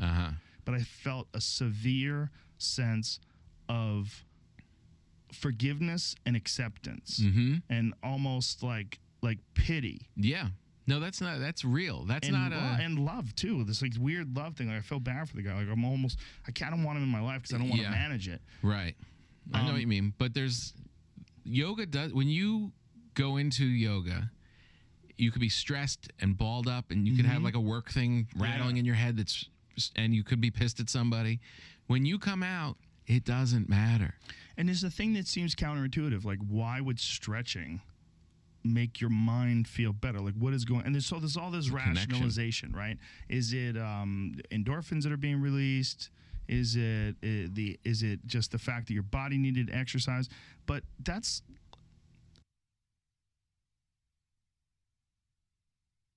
all right, everybody. So, and a stopping point for tonight. Been going for about 3 hours straight. Basically, I just wanted a direction in terms of his face and where I wanted to take it. Looking over the previous samples, previous examples of this art test, I wanted to do something a little different. And yeah, so if you rewatch this, you can see the process that, that I went through using insert multi-mesh for the skeleton, which you can find at Bad King, right? You just look up Bad King skeleton brush, and it'll take you to this website that ends in an AU. But you can get a profile for free, and you can get the brushes for free, and if you have a little cash, give him some money. He's got some great brushes there, and he does an amazing Arnold Schwarzenegger impression. So just for that alone, you should give him some money. But yes, tomorrow I will wake up, take care of some things, and then immediately get to work and go for as long as I can. So we'll probably have a 4-hour sesh, and then a break for dinner or for lunch, and then come back for another 4-hour sesh, then dinner, and then another 4-hour sesh. I want to put in at least 16 hours a day, as close as I can get to it. 16 hours a day on this character, because it's going to give me the ability to sculpt the characters that I want to sculpt, or at least have the opportunity to prove that I am able to sculpt the characters that I really want to. So for that, I'll do anything, sacrifice whatever I need to do because it's my dream. So you will see me for the next 7 days streaming a whole lot. So definitely follow me on the links within the description. I'm on Twitter. I'm on Instagram, all that good stuff. And, follow me. I'm not going to sell you shit. Okay? I just post art. That's all I do. Okay, so, yeah, if you need anything, hit me up. It's Shotgun Scream. Anywhere on the internet, you can find me. And thank you so much for watching, and have a wonderful night.